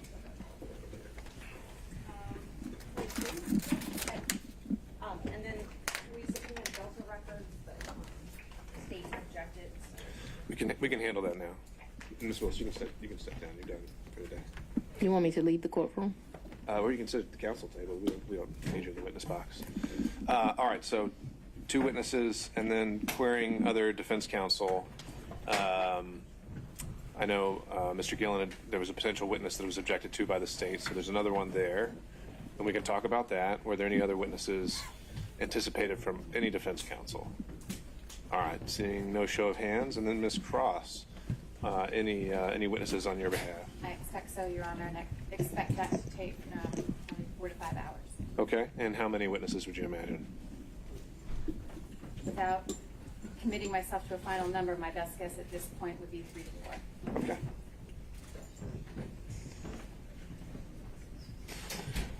All right. We know who, I mean, I gave them our witnesses. I know we're supposed to give witnesses for an evidentiary hearing. I'm guessing that one is John Floyd, but I don't know anything else. All right. No, I understand, Ms. Merchant. However, I don't think at this point there's any statutory requirement. We have the standing order that for expert witnesses, and if state doesn't want to extend that courtesy, then I think you're stuck with it. All right. I'm certainly happy to represent that Mr. Floyd will be a witness, that the other witnesses will be impeaching of Ms. Yurty. Okay. All right. Let's take up these last couple issues here before we break. Then the issue of the Delta Airlines records. The motion to quash was filed by the state on behalf of Ms. Willis, I believe. I didn't file a motion, Your Honor. Oh, excuse me. But my representation was that I just got notice of them, I think it was yesterday. Okay. And so now that I've had the review of them, I object to the general fishing expeditions. I've introduced a new record today that was from Delta. To my knowledge, that there's going to be no further new production in the Delta records. I don't want to burden the court with anything. If the court wants to take a look at it and see if there's anything different than that, I don't have an objection. I don't like the idea that we're just looking for anything. And I don't want to put an obligation on the court, but I'm happy to agree to an in-camera if that's something the court's interested in. And so, Ms. Merchant, I take it. Tomorrow to 5 points. All right. So, Ms. Merchant, I take it the purpose of this subpoena. Martin Luther King Jr. Drive Southwest. I'm going to need you to step out. Onto Peachtree Street. Step out, ma'am. Judge, the purpose is to show travel. Right. Is it because you suspect there are other travel records, or just you think there might be something else in there? It's, well, one is to prove some of the travel records that they traveled together. And so we have no problem, like I told the state, putting them in camera. I don't even think. I mean, what I'm saying is if we've heard about the trips today in detail. Is there anything else that's in these records that you're saying is going to prove some additional trip, or is it just further corroborating what really is kind of uncontested at this point? There may be some additional trips. But you don't know of any specifically. You just think there might be any. Okay.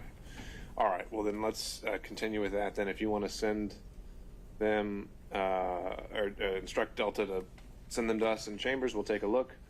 And I think essentially, if there's, you can tell us, Ms. Merchant, what you think we should be looking for and what you think is relevant, and we'll do that. Okay. All right. And then when it comes to Mr. Schaefer's witness, there was an issue raised about this kind of being a summary versus an expert witness, and so I reviewed the motions, and I think there was the essentially kind of the summary document that Mr. Gillen's witness would, the sole purpose of this witness to introduce. Was there something about, I don't know whether it was from Mr. Abadi or Ms. Cross, was there something about this attachment substantively that you think is inaccurate, or is it literally just a summary document? I can't tell because the documents to support it were on a thumb drive, and there's tens of thousands of those documents, and so I don't know whether that is accurate or not.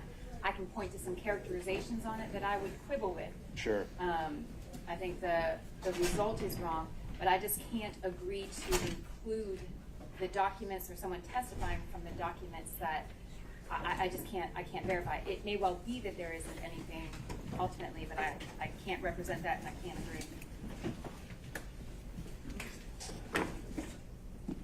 The document itself isn't authored or identified as being authored by any particular person.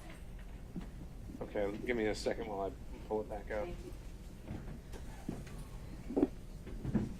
So what I was provided by Mr. Gillen is a 3-page document that starts with a timeline, usually dates, events, and sources, and it ends with an Excel sheet with some more figures. And Mr. Gillen, what do you have to say on this? What we would tend to call Bill Selensky as a summary witness, not expert, not giving expert testimony. And what we've done is that we have, and we got the bulk of sort of what was in the download we got last week as the chamber team. So what we have here is the source information over here. If we look at that, Your Honor, that's largely, all of this information essentially is material that is material of Mr. Wade's. This isn't something that's some different company or bank account. And largely what it is a situation where, as it now stands, most of these source documents are already in evidence. And so, whether it's 1006 or frankly a demonstrative aid under 611. Well, that's what I was about to say. Why couldn't this just be used as a demonstrative? What would the state's objection be then if Mr. Gillen was just to say in closing, hey, I put all these records together and here's my demonstrative? I don't think I have an objection to that. I might quibble with some characterization in some language. Sure. But to call it a summary and to represent that the records is an accurate reflection of the records, I just can't agree to because there are so many records that were disclosed on Wednesday, and I just don't know. Well, except, Your Honor, if you look at the sources, I mean, literally, we're describing things that were introduced today. They've seen all this. And the documents that we have sourced really came from Mr. Wade in his divorce case. So it's not like they're surprised. So we would ask that the witness be allowed to testify and just put it in the record and put the summary charts in the record and have them admitted, and that way off we go. This isn't a situation where we have a jury and they're overwhelmed with whether or not there is some kind of factual misunderstanding here. They could look through this probably at lunch and determine whether the source is accurate or not. The second sheet, Fulton County payments, this came from them. So to say that they can't determine or decipher whether the documents they gave to us is accurate doesn't seem to carry the water. This isn't a situation where we have tens of thousands of new and different documents from different corporations, different banks, and then suddenly we've put it on. We've done our best. We got these things last week. I've gone through them all, and we've called it down to what we think is a very concise summary chart for the board's consideration. All right. So, Ms. Cross, what I would ask is, it sounds like most of the morning is likely going to be taken up with the remainder of Ms. Willis's testimony as well as any additional witnesses from Ms. Merchant. And so perhaps we can use that time between then and then the lunch break to take a look and see if these sources are inaccurately cited. I mean, the characterization isn't something that's going to be determinative. I don't think I'm bound by whatever he describes as the event. But if this is just, I really don't see much of a substantive distinction between a demonstrative and a witness. But if he wants to put it up through a witness, and it's not something that you need to rebut with expert testimony of some kind, then I really don't see this as being much ado about nothing. I'm sure you can understand why I couldn't agree. Sure, no, that's fine. Without having gone through But I don't know if it's something that we need to bar outright until you've had a chance to look at it, if you see some incredible inaccuracy in it or something like that. All right, anything else from the state? No, Your Honor. Anything else from defense counsel, Mr. Let me go in order, Mr. Sadow. One quick question. I understand the court at the bullet point where I was going to go.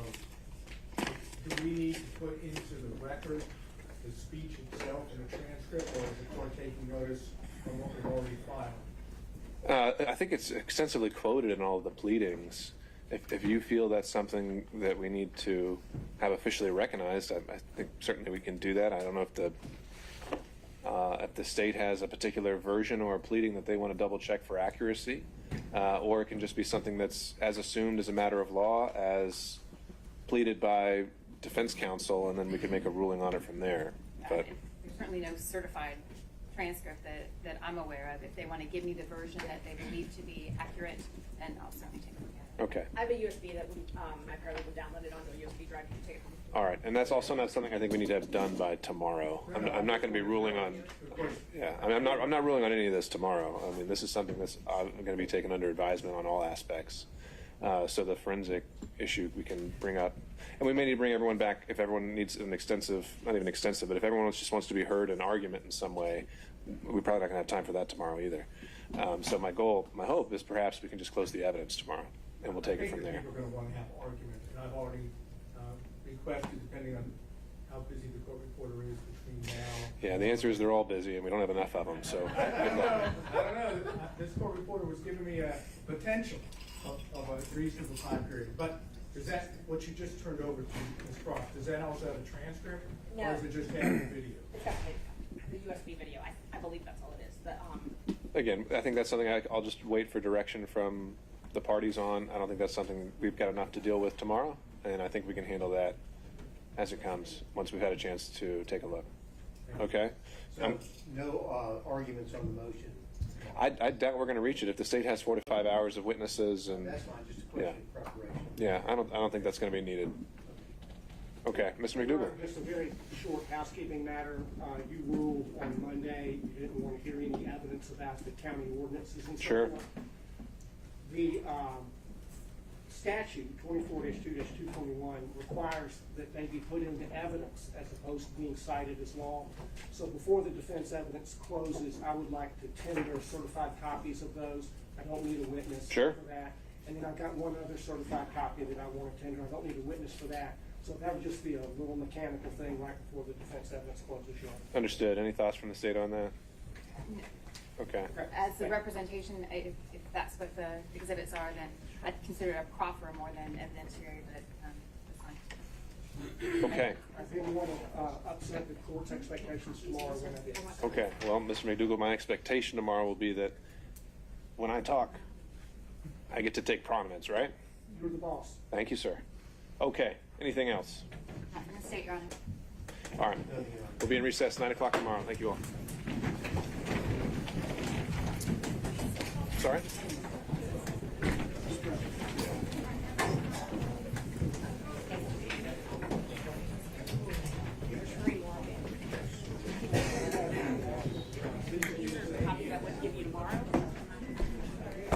You're gonna give me ideas.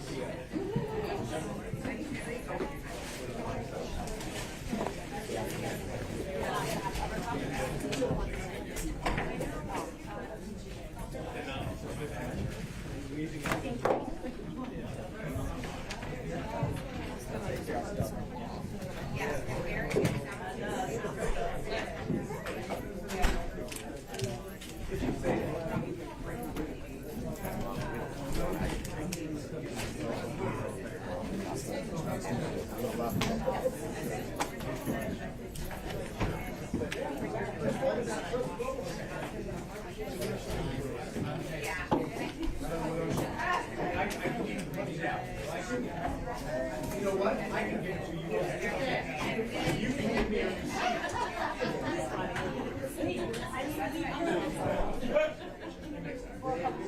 But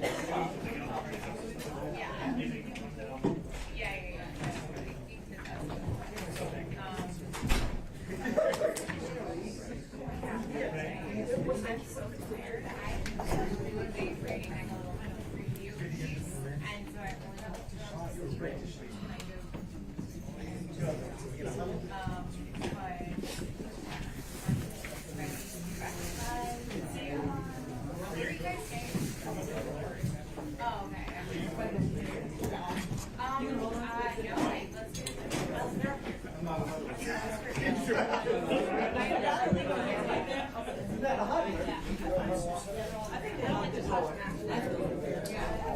many batteries. I wish I could plug mine. Which was 6.